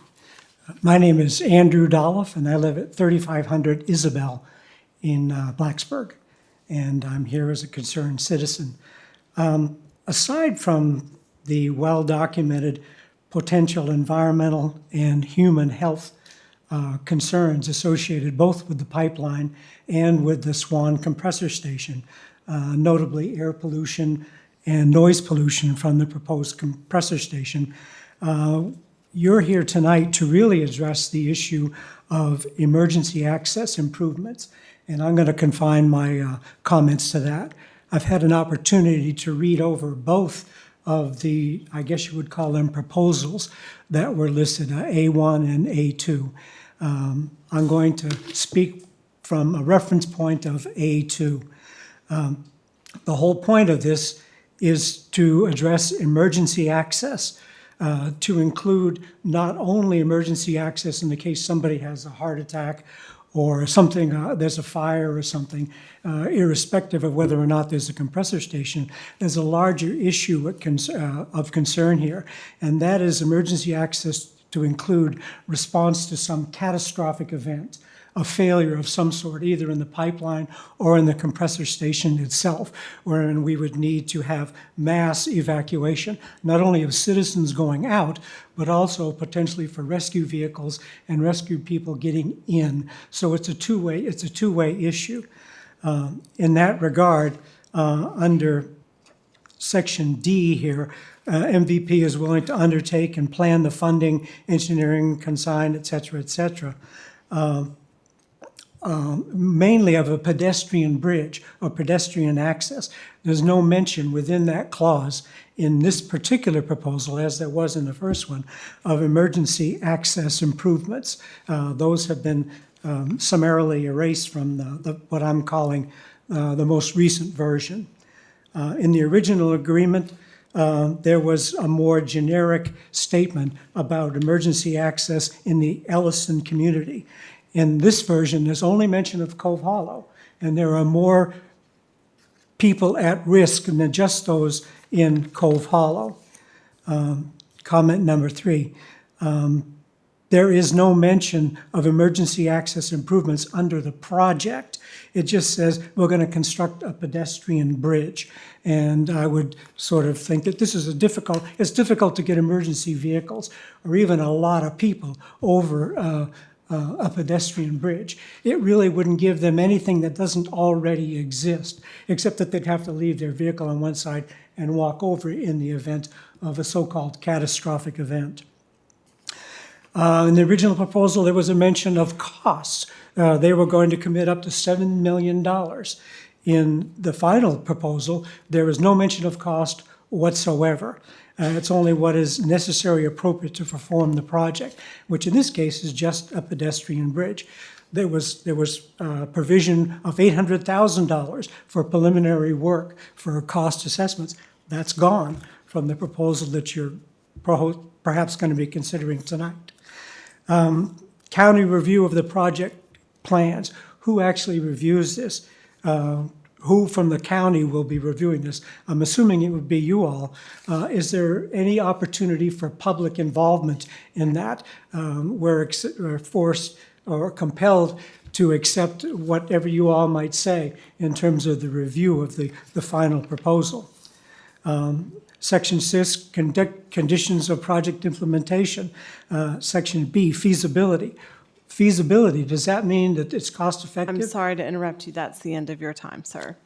Okay. Thank you so much. And I noticed, Ms. Majors, were you coming forward to speak? Welcome. Hi, I'm Linda Majors, 2620 Mount Tabor Road, District A. I first wanted to say that I'm so happy that you guys are supporting the clinician, mental health clinician, to ride along with the sheriff deputies. And I think that is probably in the other, maybe the other police departments too. But my son has a friend that's a mental health counselor, and he talked a number of years ago about how really good this was. And I think that it's a real benefit to our policemen and sheriffs here. And I just wanted to, I didn't know that you had it here, and I would like to do whatever I can to support that. You know, like I want the county to support it because I think it has a lot of benefits. So I am speaking now for Anita Puckett in Blacksburg. Also wanted to be tacked onto my comments about the compressor station and in Elliston. My comments are not very technical tonight, but I live within the blast zone on Mount Tabor Road, and if I thought, you know, I do think about, okay, if it blasts here, you know, how much time are we going to have to get off? I mean, the siding will melt on my house. It's that close, within a quarter of a mile. To think that I wouldn't have a car to escape would just be catastrophic. And that's what MVP seems to be proposing here. Let's give them a footbridge over here. That in my mind does not cover what the problem is, putting a compressor station there and also having the pipeline there. I mean, because they've got Poor Mountain, and when you have steep slopes, that's when you're likely to have slippage and problems. And these things do happen. I'm just hoping that in my lifetime, since I'm in my mid-70s, that the lifetime of the pipeline might be 40 years, so hopefully this won't happen while I'm there. But we're all taking a risk with that. The other thing that I wanted to mention is that it appears to me that the county would end up with a liability of whatever is constructed. And the problem is that MVP is not a company that exists in this county and is accountable to the people here. And that makes a huge difference, because if I ask somebody to construct a deck for me, like Shelter Alternatives or something, they have a reputation to maintain, and they're gonna do their best work. MVP does not exist here, and I don't think you can count on that. And I would be very worried for our county to take on that liability after MVP is out of there. Thank you. Thank you. Would anybody else like to come forward to address the board on any topic?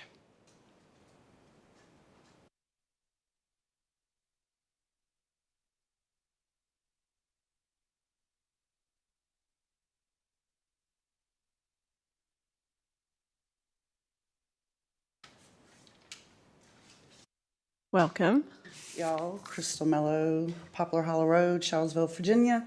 I am once again giving you the petition that we had.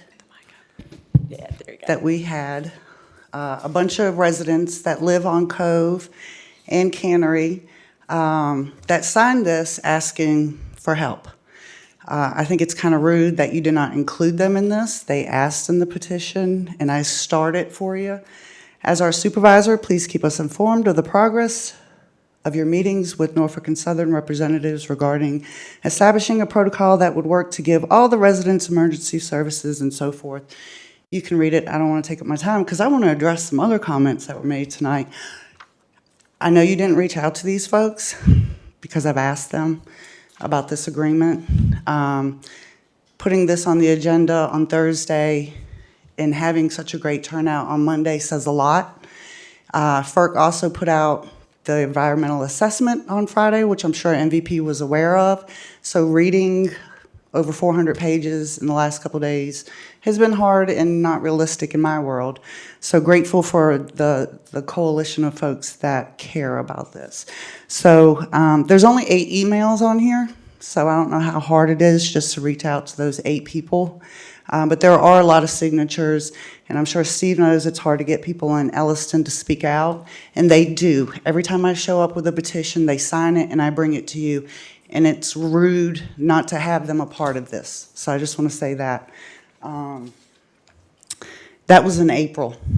So y'all have had all this time to talk with MVP, come up with a plan for a $7 million footbridge, but yet you can't respond to a request to do the environmental justice study, which I know multiple of y'all have been emailed about it from your constituents, and you haven't responded to them, and that's just the truth. So I see a theme when somebody was talking earlier about not getting proper notice. That's just, you want people to show up at the voting polls, but then when they show up for you, you're not showing up for them. Paul Nestor, the CEO of Roanoke Gas, who was at that lovely, loud meeting in Charlottesville that had no parking places because they were all filled up by out-of-towners, said to me, I said, why do you, for somebody who is very for, a woman who is very for this compressor station, she took me to Paul Nestor, and I said, Paul, if you have gas going to Roanoke already, why do you need a compressor station to get this gas to come to Charlottesville? And he said, oh, we don't need the compressor station for that.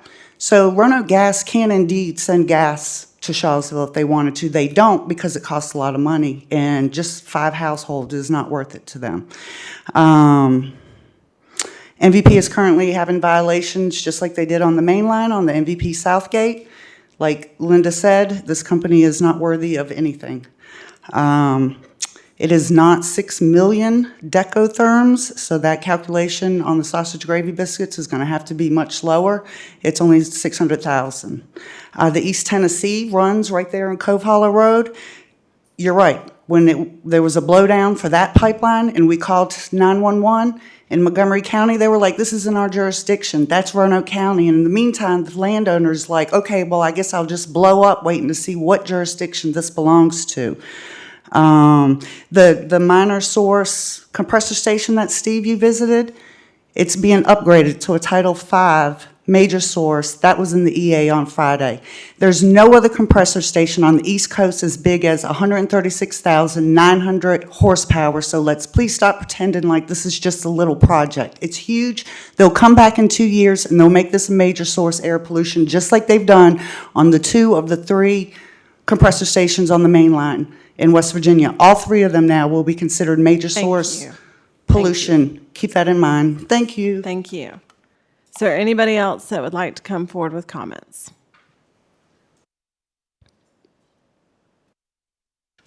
Welcome. Thank you. My name is Carola Haas, and I live in Reiner.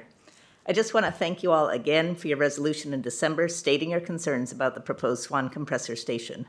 With the county part of the Regional Virginia's First group that has already been working on a contract to sell land to a data center developer, and this compressor station likely being pushed because of the increased energy demands for data centers rather than biscuits going up in our region, I call on you to please be strong and continue to do whatever you can to hold the line against these developments. Supporting our existing economies or industries that could provide good long-term jobs without damaging our resources are worth investing in, but we don't need more polluting infrastructure from extractive industries. I hope we can all pause to reflect on what an amazing place we live in. The mountains, the people, the farmland, the forests, the water, it all sustains us. None of us want to see the New River Valley turn into the next Northern Virginia, and we appreciate you all looking out for us, trying to support a thriving economy while protecting our quality of life. Speaking of quality of life, I also have been thinking about the Eastmont Tomato Festival this weekend. I think everyone loves the Tomato Festival, so I thought it would be important for you to know that compressor stations cause pollination failure of tomatoes. Is it worth risking our tomatoes for a noisy pipeline? Now I see it could be a trade-off between tomato sandwiches and gravy biscuits, so that could be a harder challenge. But one of the major concerns beyond the toxic air pollution of compressor stations is noise pollution. I was reading this weekend about the effects of chronic noise on wildlife, and I found several studies from New Mexico where they looked at gas wells with pumps only and wells with compressors. The compressors generate a substantial amount of noise, and it has long-lasting effects on their pinyon pines, which are an important part of their agriculture, and on their wildlife. It turns out the noise also affects pollinators, and I found a peer-reviewed study published in 2025 reporting an experiment that shows that chronic noise similar to that from compressor stations interferes with bee pollination of tomatoes. FERC has failed to issue an environmental impact statement regarding the proposed compressor station as you requested, but instead put out an environmental assessment that says we don't need to look hard at this because nothing has changed in 9 years. More than tripling the proposed size of the compressor station sure seems like a big change to me. And our understanding about the health effects to both humans and wildlife from living close to chronic noise and air pollution from compressor stations has changed as well. I hope you will continue to voice the county's opposition to this compressor station and hold out for a full environmental impact survey statement. Regarding the MVP proposal for railroad crossing mitigation, that proposal seems too little too late. What about the issues for the Cannery Road residents? What are the risks of them starting a project that there are not enough funds to finish? If MVP wants to pay to build railroad crossings to help with this truly urgent need, they should complete them, not just propose them, before asking you or DEQ to weigh in again on the suitability of additional projects in our area.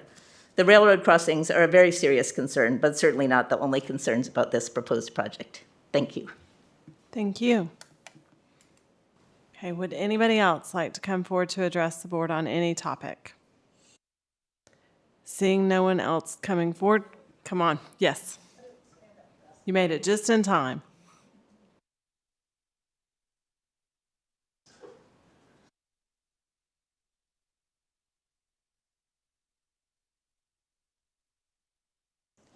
Welcome. Hi, my name is Penny Nunes. I live in Elliston. Cannery Road, we've been talking about. This proposal, if you agree to it, leaves Mountain Valley Pipeline open to do what they want about the bridge. There's no specifics laid out of what they're going to do. You can't agree to something. It's like a blank check. Don't do it. Get them, let them do their survey where they want to put it, and talk to them step by step. This is like, well, if you agree to this, we'll do, what we need, but they didn't tell you what they're going to do. They didn't even tell you where they're going to put it. And a footbridge cannot get an ambulance across. It can't get a fire truck across. What's the point of a footbridge? Everybody gonna run? There has to be more to it than this.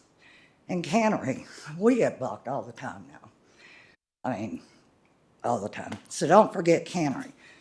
The pipe goes under Cannery Road. We are trapped. Also, the railroad is not the only thing that needs to be considered about Swan.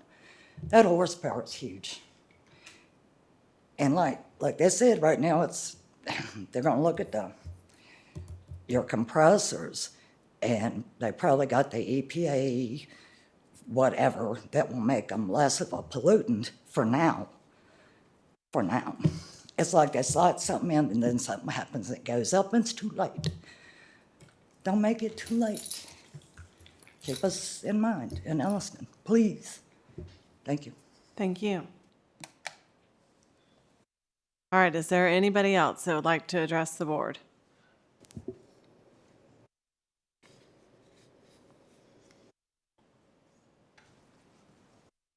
Welcome. Hello, good evening. I'm Bryce Crum. I'm a Blacksburg resident. I'm not going to speak to the direct negative health implications of this compressor station that has been addressed this evening. I will more or less just focus on the lack of proper planning of MVP and kind of the economic inconsistencies of the plan.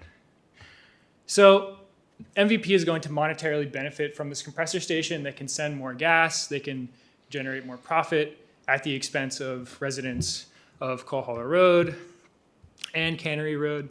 Yet they're not willing to do anything more than a kind of willy-nilly pedestrian bridge. Why are they not actually going to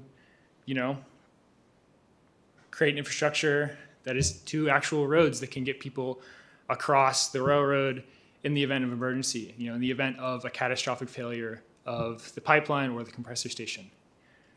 I highly encourage you all to deny the proposal until MVP actually comes back with a common sense emergency plan to mitigate the potential impacts of not only the current pipeline, but the compressor station. Additionally, is there really any precedent for Montgomery County to continue to maintain whether it be road infrastructure or some pedestrian bridge in the future without the support of the corporation that builds it in the first place?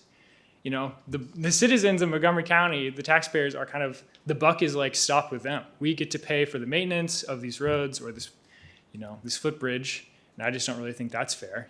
Why do we have to pay for the maintenance of this bridge that's going to allow the MVP to create even more profit at the expense of us, Montgomery County citizens? I'll end my comments here, but I strongly encourage you all to deny this petition that the MVP has put forward. Thank you. Anybody else?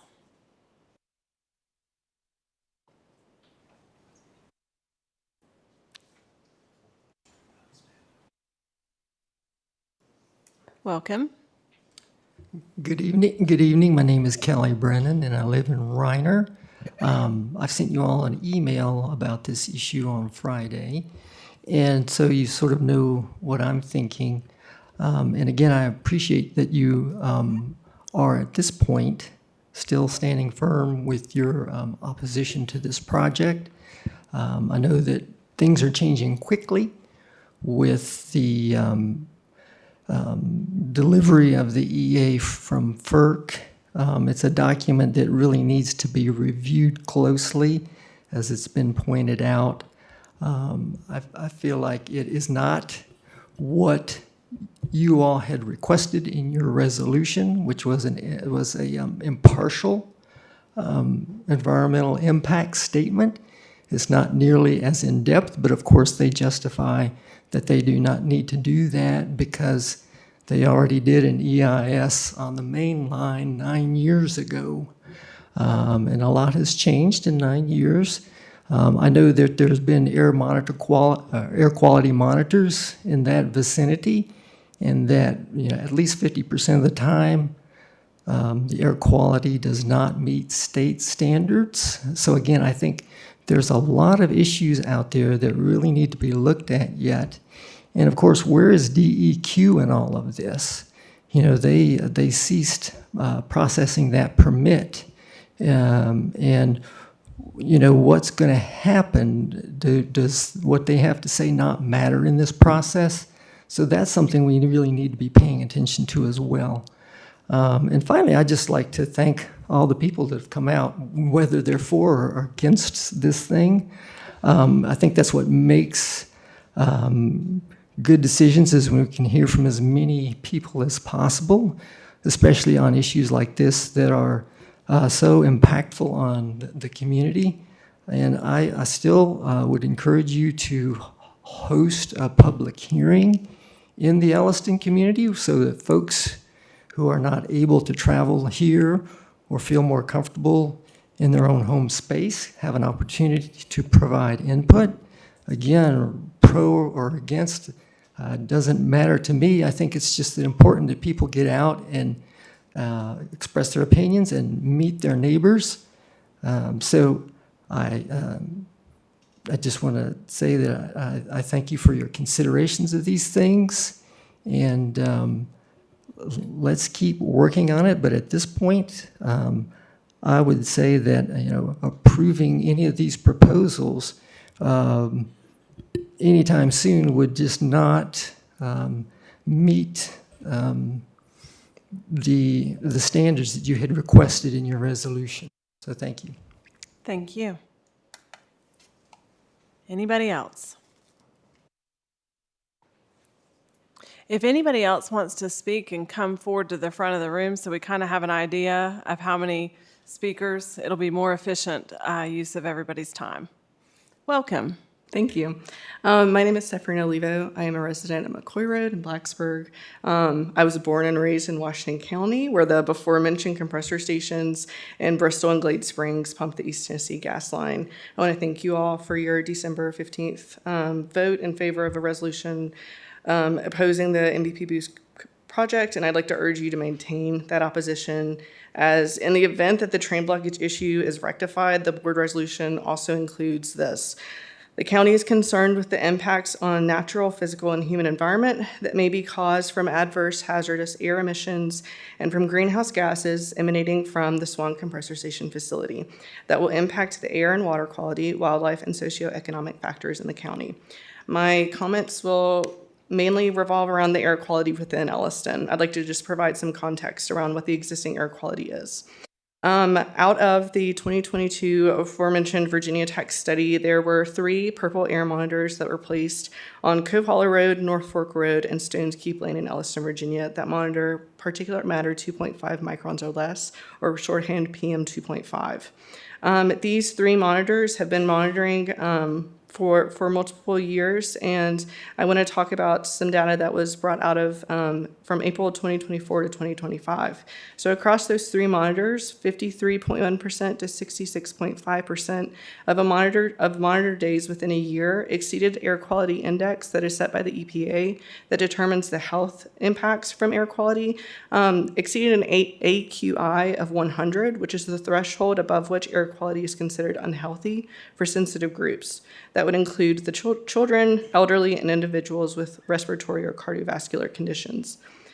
The 2022 Virginia Tech study that's been mentioned identified that 41% of residents within a mile of the proposed compressor station are vulnerable to environmental harm due to age. Of the surveyed households, 43% include at least one resident with a chronic illness or disability, including 41% with a lung or heart condition, making them more susceptible to harm from pollution.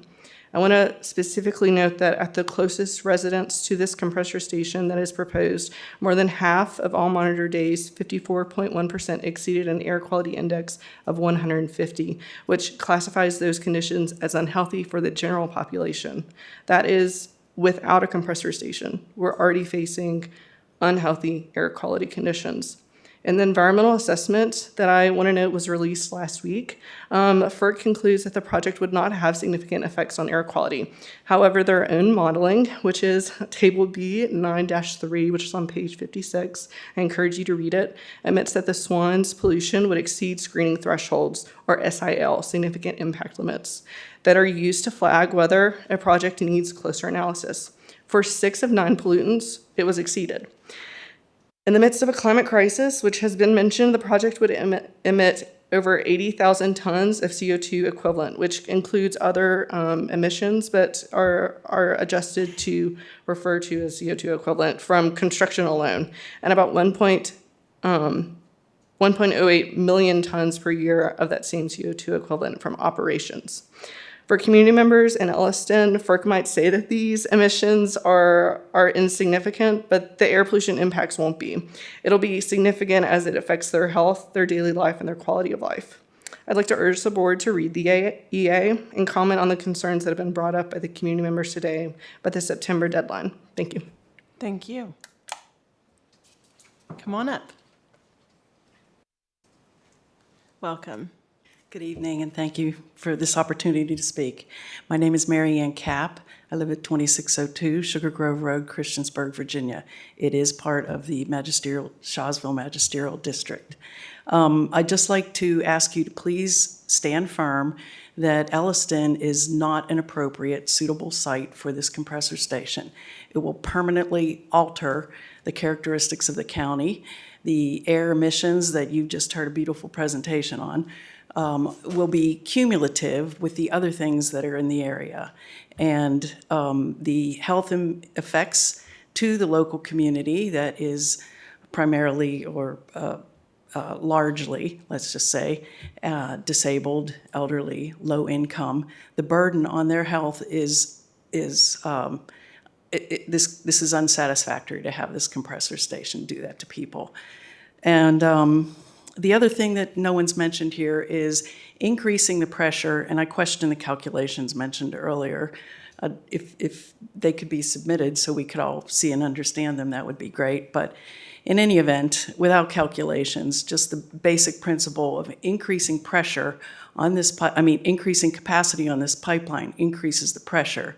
There are potential risks with that to the safety of the community and of the site in Elliston as well. With multiple single points of failure possible, it's just unforeseen, and we don't want to have those kind of consequences. So thank you for your time and considering this. Thank you. All right, does anybody else want to come forward? Seeing no additional movement, I'm going to close public address.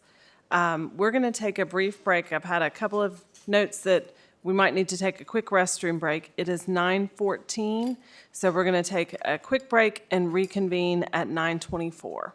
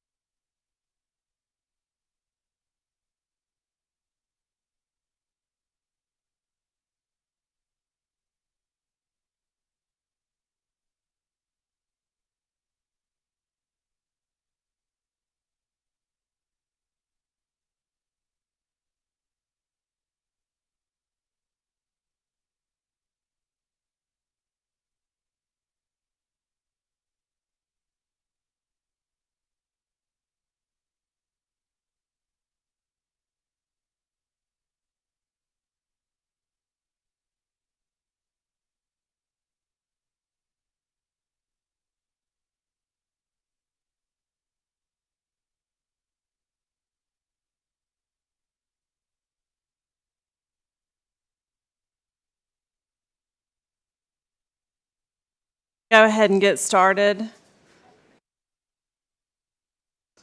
The next item on our agenda, excuse me, there we go. The next item on our agenda is addendum. We do not have an addendum this evening. So next we will go into work session. The work session is focused on 2 items this evening: Mountain Valley Pipeline, the 2 proposals that have been referenced several times during the public address section of the meeting. And we also have a second topic, the Fire and Rescue Comprehensive Assessment. And this is in preparation for our joint meeting with the town of Christiansburg on August 17th. Is there a motion to enter into work session? So moved. Second. Okay. Any discussion? Madam Clerk, if you'll call the roll, please. Ms. Biggs? Aye. Mr. Grafsky? Aye. Mr. Kitts? Aye. Mr. King? Aye. Mr. Fidzikowski? Aye. Chair DeMotts? Aye. 6 ayes. Okay, first item on our work session agenda is Mountain Valley Pipeline, and I'm going to turn that over to County Attorney. I'll make some opening comments, I guess. You might need to get just a little bit closer to your mic. Can you hear me now? That was way better. The reason we put this on the work session is, one, to make public the proposals that we received from MVP, and also to get the board, what their interest is in pursuing this, if there is even any interest in pursuing this. And so that's why we're doing this on work session, and this is the first time it's come up. As you mentioned, there's 2 proposals. One is for a pedestrian bridge and an emergency access. And then the second one, which they submitted a little bit later, was just a pedestrian bridge, and they took out the emergency access. Just a few comments on the emergency access. It's very limited. It's a 1-lane, no public vehicles would be going through there. Emergency personnel only. As someone mentioned, rightly, a fire truck or a ambulance could not fit through this access. It would be some type of like pickup, full-size pickup maybe, or something smaller that emergency access would go. The other issue with the emergency access is it goes under a trestle, which is the trestle for the railroad, but then goes on to MVP property, goes around the perimeter of the compressor station site area that'll be fenced in, and then comes back around, meets a dirt road that's there now, and then comes back down to Cove Hollow Road. So this emergency access is only for Cove Hollow Road. It's not Cannery, was not mentioned at all. The pedestrian bridge is, like it's a pedestrian bridge. That could be public access. Where that would be is not determined yet. It's also going to be determined whether it's built or not, and whether Norfolk Southern would allow it. That hasn't, Norfolk Southern, I think, has been approached by MVP. I have not been involved in those discussions, but I think they probably have. And, other than that, there's no approvals from Norfolk Southern or where that location would be, other than it would be somewhere along Cove Hollow Road is what would be intended. The second proposal was just to do the pedestrian bridge if the board had no interest in the emergency access, but was interested in the pedestrian bridge. And so those are the 2 proposals before you. The negatives of it is one of the big ones, and we talked to them about it when they first proposed it, and was that they want the county to take over maintenance and control of it once it's constructed. We don't maintain and control or take care of pedestrian bridges. We don't have any, and as someone rightly mentioned, there'd be a liability worry whether it was constructed, correctly or not. The emergency access is a little more limited, obviously. It's not as big a construction project as I would think a pedestrian bridge would be, but we would still be responsible for maintaining and controlling it. The access would be controlled by probably the fire department in that area, where they would, open and close it, when needed. So if there's any specific questions anyone has, we'll, be open to answer it. And the expected or desired outcome from this is to find out whether or not there's consensus on continuing to pursue these agreements, or whether the board says, no, we aren't interested in continuing either of these avenues. Okay. So let's start first, and I'm going to go kind of out of order and start with Vice Chair Fidzikowski, because this is in your district. If you're comfortable kind of opening, offering an opinion, making any comments. I don't see either one of those scenarios playing out. I really don't see the railroad getting involved in it, and like our esteemed county attorney said, we don't have bridge engineers working for the county. We don't have that ability to maintain something like that. We would have to hire it out, and I don't think anybody's really wanting to go down that road either. But I would like to ask for a consensus from the board. All these things are revolving around the train blocking these grade crossings. It is my understanding that Norfolk Southern keeps 5 or 6 years of data on block crossings. And I think it would be a great place to start by requesting from them the data on the 3 locations that have been mentioned, which is Newtown Road, Cove Road, and Cannery Road.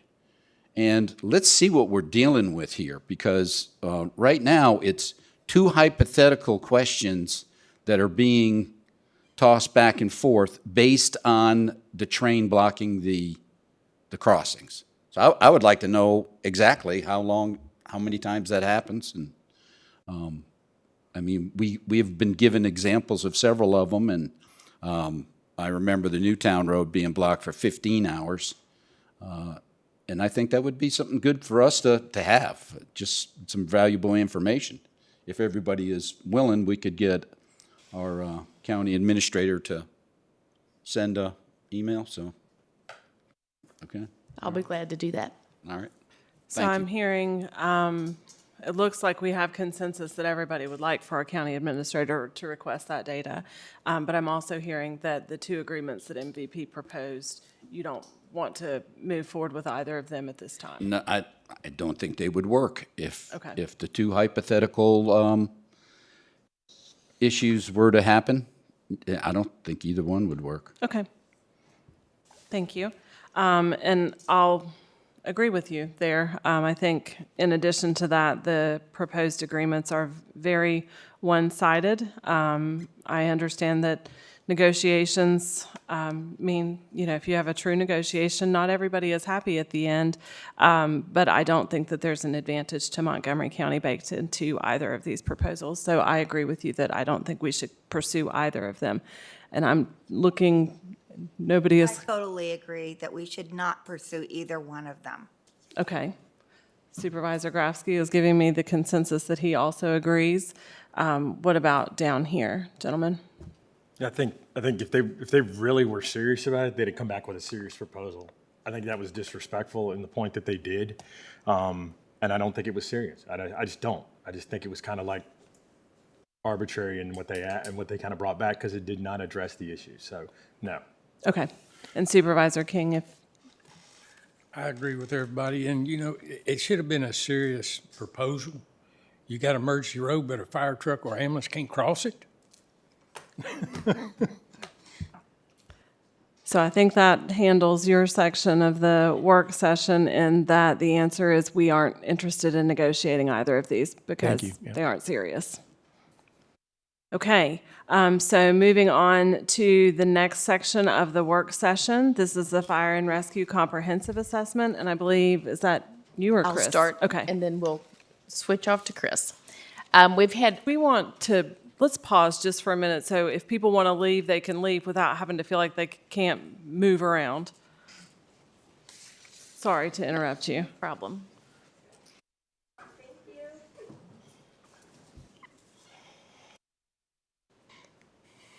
All right. I just noticed a lot of people moving and wanted to give them the opportunity to escape without disturbing us. Okay, go ahead. Okay. At our previous meeting, our last meeting, we had a work session about the comprehensive fire and rescue assessment, and we asked for some input from the board about priorities, and you provided that feedback. We are going to follow up and present future topics based on that feedback. But tonight, we're going to work on moving forward with a funding strategy. And as you know, on August 17th, a week from today, we have a joint meeting with the town of Christiansburg. And so in preparation for that meeting, staff from Christiansburg, Blacksburg, and the county have all met together. Blacksburg has been part of those meetings. We've met weekly for, I think, 3 weeks, and will continue to do so until the meeting. And also, I wanted to let people know that Blacksburg is working with Mission CIT to schedule a time in September or October for them to come and present that to their town council. So we've been working on developing a funding model based on the recommendations in the study. And tonight, Chris is gonna share some definitions with you that will help you be prepared for next week. And then at the joint meeting, we'll present the funding proposal. Great, thank you. So again, tonight is really just education. These are terms that we use regularly in the report and how we talk about fire and EMS services, and just to make sure that there's kind of like a common understanding of what we're referring to. So when we refer to a call, it's a call for service. It is any utilization of our fire and EMS resources in response to an emergency or any public service needs. So if it's an emergency, whether that's medical, fire, a car accident, any number of true emergencies that come through, that's a call. But there's also a number of calls that they respond to that are non-emergency, but they're vital to what they do. Removing debris, smoke alarm testing, installation, lifting assistance for different incidences, and et cetera. So basically a call for service, and you'll see, how many calls do you have? We have thousands of calls, but it's any time it's a utilization of our resources. Each call for service does have a unique incident number, so there's data, there's a way to track it, and it allows for our record keeping and for data management. We also refer to things as our response district, our first due area. So that's each fire and EMS agency has a primary response. That's their first response. They're the first people to be called. So if you live in the town of Christiansburg is the first response to those calls. And then the county is broken up into districts, and I'll show you a map in just a second. The districts are not dependent on our corporate boundaries. So the two towns absolutely respond outside their corporate boundary. That is just an imaginary line for different corporate reasons. And again, both of the towns do that. So in their response area, and if you see the map, it's broken up with the legend. The two towns are a different color only to highlight their corporate boundary. But if you look at Blacksburg, their corporate boundary, but that blue area is their first due. That's their response area. And this is just the fire district map. There is a EMS map. It is different, but it's not that different. It's just driven by where the station is. And this was historically created, back in the 60s. And for the most part, they really haven't changed since then. But that's when we refer to first due areas. We also have a number of data sources. There's two primary sources when we talk about fire and EMS data that are used for data collection. We have our CAD, which is computer-aided dispatch. This allows the dispatcher is the 911 operator who you're talking to on the phone.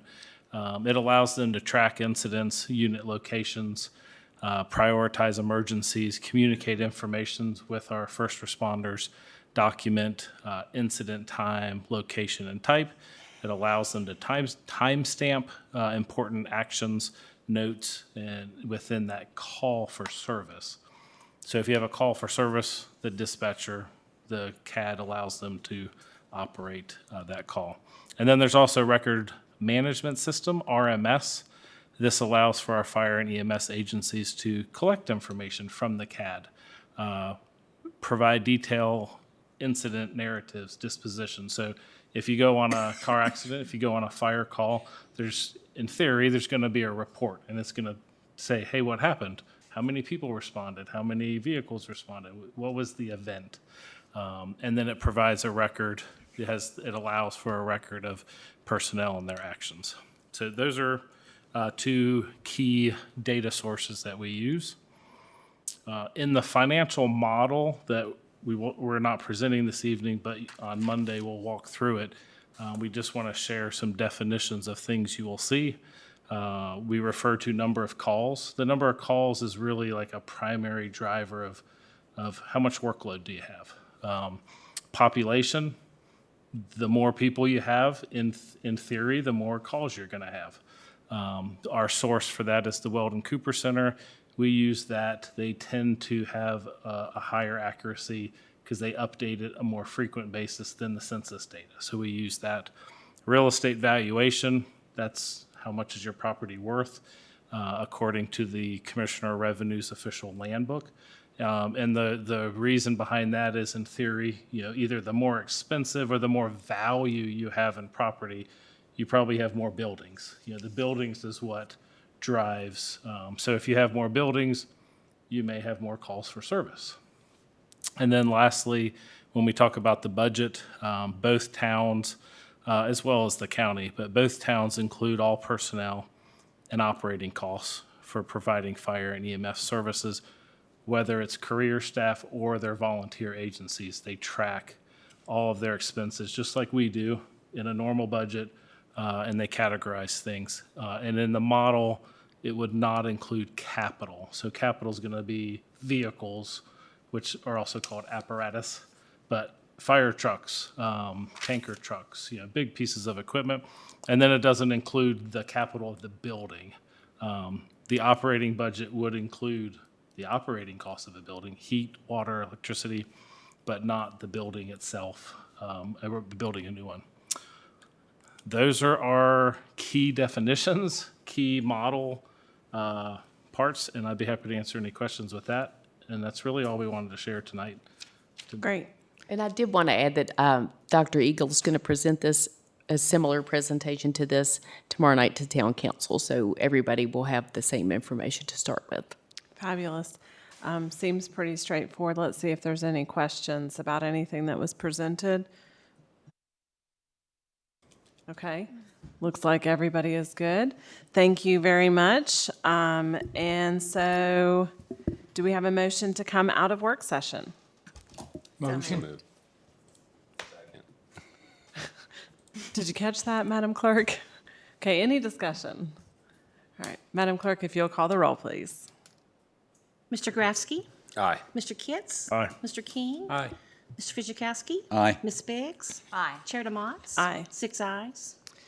Okay, moving on to new business. Our first item of new business this evening is the special use permit for Arcola Towers. This is the subject of the first public hearing that we had this evening for the 160-foot monopole at the intersection of Meadow Creek and Youngs Lane. Is there a motion? Motion. Second. Is there any discussion or questions to follow up on that proposal? Seeing none, Madam Clerk, if you'll call the roll, please. Mr. Kitts? Aye. Mr. Fitchikowski? Aye. Ms. Biggs? Aye. Mr. Grafsky? Aye. Mr. King? Aye.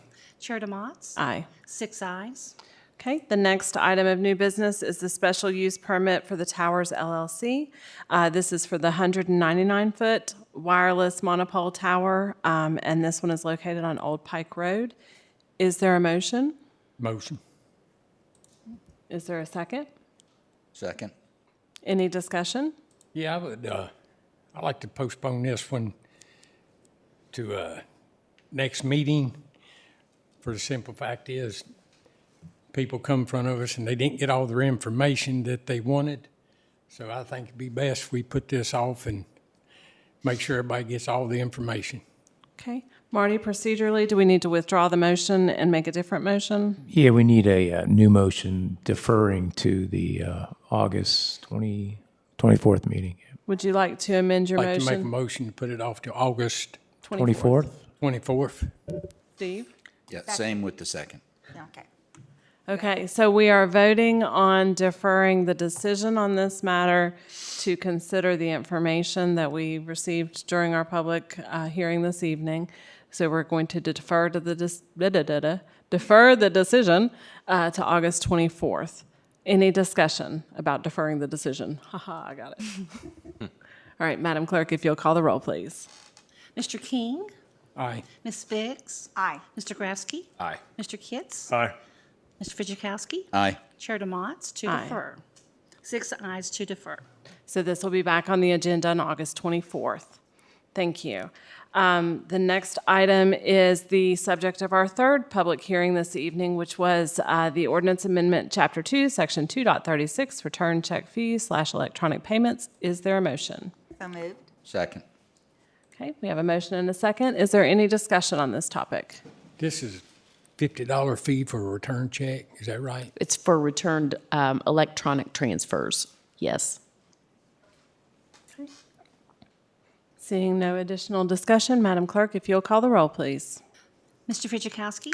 Aye. Ms. Biggs? Aye. Mr. Grafsky? Aye. Mr. Kitts? Aye. Mr. King? Aye. Chair DeMotts? Aye. 6 ayes. Next item is MCPS Fiscal Year 27 School Nutrition Fund Reconciliation.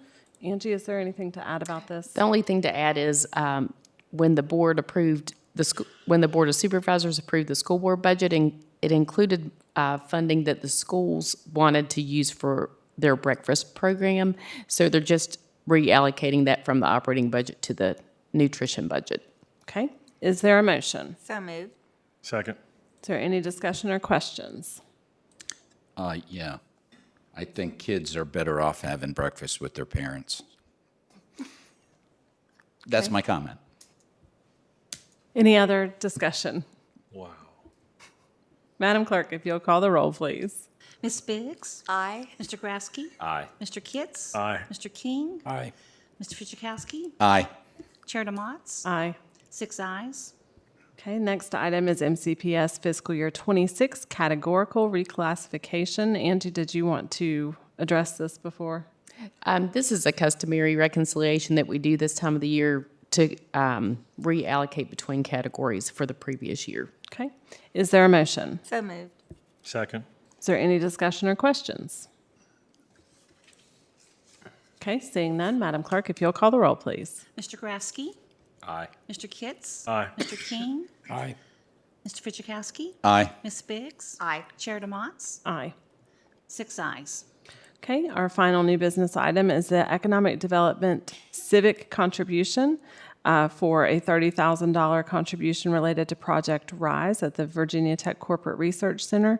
Angie, is there anything to add before we take a motion? I can give a brief description about that. There was a Go Virginia application that was awarded, and it will allow the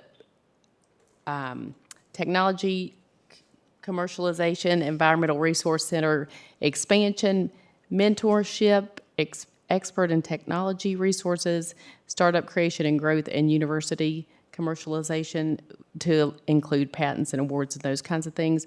The Virginia Tech Corporate Research Center is going to provide over $2 million for that, and this is in partnership also with Botetourt, Pulaski, and Roanoke counties. Roanoke County will be providing approximately a little over $600,000. Okay. Is there a motion? So moved. Second. Okay. Is there any discussion? Yeah. Go right ahead. Virginia Tech can't afford this. I think it's a regional collaborative effort. So sounds like Virginia Tech has got a couple of million invested into it. Right. Roanoke County is investing $60,000. We're being asked to invest $30,000. What is our citizens going to get out of this?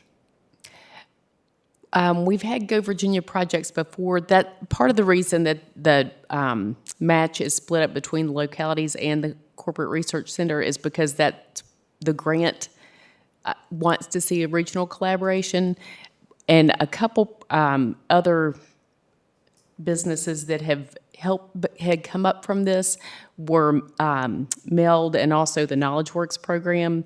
And both of those started in the Corporate Research Center and then moved out into the county and have paid taxes to the county after they grew from that. So those are a couple of examples. Torque Robotics as well. But this is an appropriation to something we've already agreed to, correct? That's what you're getting ready to do. No, I think we've already agreed prior to this. We agreed to participate in the grant, but it is everything subject to appropriation. So I've been to, like, for the ERC, for that, the two founders meetings and everything else like that. Is amazing the amount of work that they do and the money that they take and what they do to fund. Because I had a chance to meet with maybe 25 or 30 different young entrepreneurs and founders that this center has helped produce and mentor. And they've brought more mentors in to help them, more higher end corporate. So for our community and everything around here, I think it's exponential in the money that we do and provide. And it's a drop in the bucket for the amount of businesses that have started and are still working here and have grown there. And they're actually going to expand and build more offices and desks and spaces like that to allow more businesses and more people to be involved. So it's a really good education to be able to go to one of those meetings. And it kind of opens your eyes because you're like, some of the things that people think of doing that they may not have gotten the opportunity to before, now they're given that chance. So, Well, I'm the very goal of supportive. the Virginia Tech Corporate Research Center is to serve as an incubator space. And so we have demonstrated many businesses within our community that started at the CRC and have since graduated and have moved out into spaces in the community where, you know, as they have grown, they have created jobs that are paying more in taxes. And so I think it's hard to quantify what the benefit of this investment is to the citizens other than to say, look at the track record of business success coming out of the Corporate Research Center. Any other comments? Okay, seeing none. Madam Clerk, if you'll call the roll, please. Mr. Kitts? Aye. Mr. King? Aye. Mr. Fidzikowski? Aye. Ms. Biggs? Aye. Mr. Grasky? Aye. Chair DeMotts? Aye. 6 ayes. Okay, now we're moving into the report section of the agenda. We'll start with the county attorney's report. No report at this late hour. Talking. County administrator's report. Thank you. Turn your mic on. Thank you. The first item I have is the Finance Department and the county received its 39th consecutive Government Finance Officers Association Certificate of Achievement in Financial Reporting for the June 30th, 2025 audit. I want to congratulate Lisa Rain, the finance director, and her staff. They put a lot of work into that, and it is, they really want to make sure that we receive that award every year. I'm going to leave for Richmond on Wednesday afternoon and attend the VACO Officials Summit on Thursday, and we'll return back on Thursday evening. I think Supervisor Biggs is going to go as well, and Supervisor Curran, I think, is going to go. Then, this is exciting, more exciting than that, more exciting than either of those. On Saturday, August 15th, VAMC 250 is going to host a 2.50K, you get it? Family Fun Run Walk. It's going to start at 9 o'clock this Saturday behind the Christiansburg Rec Center. And the first 250 people to register will get a free commemorative T-shirt. So be sure to sign up. Tell your friends, family to sign up as well. I'm going to be there and give some opening remarks. I think Jen and some other folks are going to be there as well from the county. So please help us spread the word on that. Also that day, I think, is a tomato festival, but I'm not really going to talk about that. And Heritage Day is in downtown Christiansburg. The VA 250 Mobile Museum will be there, and that's a really big deal. It's traveling throughout the state. And Heritage Day is sponsored by the Montgomery Museum, and it will last from 11 to 4. They've been great partners in the MC 250 program, so I hope people come out and support that too. August 17th, as I said earlier, we will have a joint meeting with the town of Christiansburg in MP2 in this building, and then on August 31st, we'll have a joint meeting with the schools in the same room. And last, I wanted to mention and get some input from you. Our first meeting in November, we typically have on Wednesday of the second week because we attend the VACO annual conference that's held Sunday through Tuesday. This year, Wednesday is Veterans Day. This will not happen again until 2037, so we don't have to worry about setting a big precedent. But I think that the best thing to do would be to have the meeting on Tuesday. I think we'll have enough time to get back after the conference ends, but we need to know what the board's preference is so we can bring that to you for action. So generally, that conference ends, I think I'm usually pulling away at like 11:30 and back by like 2. Obviously, we can't have a meeting on Veterans Day, and we wouldn't really want to push it later, so I'm okay with having it on Tuesday. How does everybody else feel about that? Oh, gosh. Okay, looks like everybody's okay with that? Okay, so. Thank you for that direction. That's my report. Okay, thank you. All right, now we'll move into board members' reports. I almost want to start with Steve since I forgot him last time. Don't let me forget you again. I'll let you start. You got to mention the Tomato Festival because of the tomato-colored shirt. You have to. Tomato what? Yeah, I think it's been mentioned plenty of times and mentioned at last meeting. Tomato Festival's a big deal. I especially love the fried green tomatoes myself, but I also wanted to bring up something else that's kind of related to the Tomato Festival since it's held at Meadowbrook. When are we going to put a new roof on that building? Chris, what are you looking at? We'll get back to you. We'll provide that to you. All right. That's all I got. Okay, thank you. Now I won't have to worry about forgetting you at the end. Supervisor King, do you have something to add? I got a big tarp at house. I hope it's really big. Yeah. Don't have no report, but I would like to see if we could get what the town spend on first responders. You know, we was talking about that for Their budget? personnel. Yeah, the budget for the first responders. We do have their total budget that they spend for all fire and rescue and EMS. Right.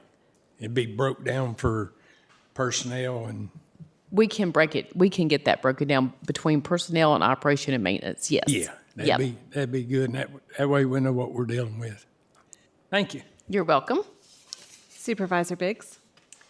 I just wanted to report on the Race for ACE, that is access to community college education that occurred Saturday, August 1st at Blacksburg High School. It's going to enable 250 students from Montgomery County Schools to attend New River Community College this fall, and that will equate to 20,000 volunteer hours from them back to our community. We were able to raise $25,000 for that race, and so we've been doing this now for 8 years. So over the 8 years, the race has we've had $145,000 raised over 8 years, and the county has contributed over $2.6 million. So the return on investment for our young people, I think, is immeasurable. I think this is a really good program. And I would like to sort of like, if you don't know about the ACE program, I think we really need to spread the word because, you know, I still have people that come up to me and go, well, what's ACE? Or I'll be wearing my T-shirt out in public and they go, what's that? So there are a lot of people that still don't know about it. So anyway, it was very successful. Thank you. Great. Supervisor Kitts? No report. Supervisor Krafsky?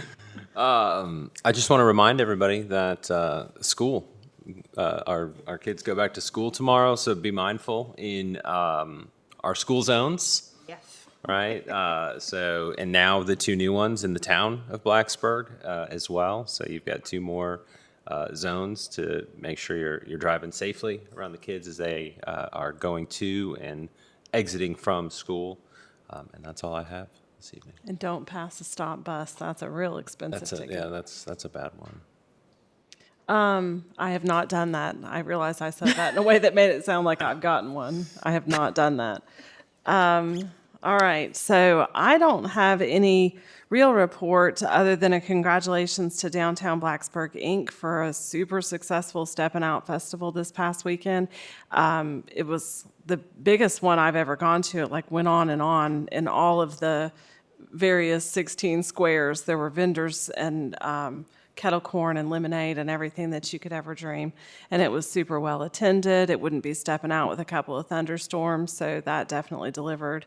But it was a really great event. So congratulations to Downtown Blacksburg, Inc. for that wonderful event.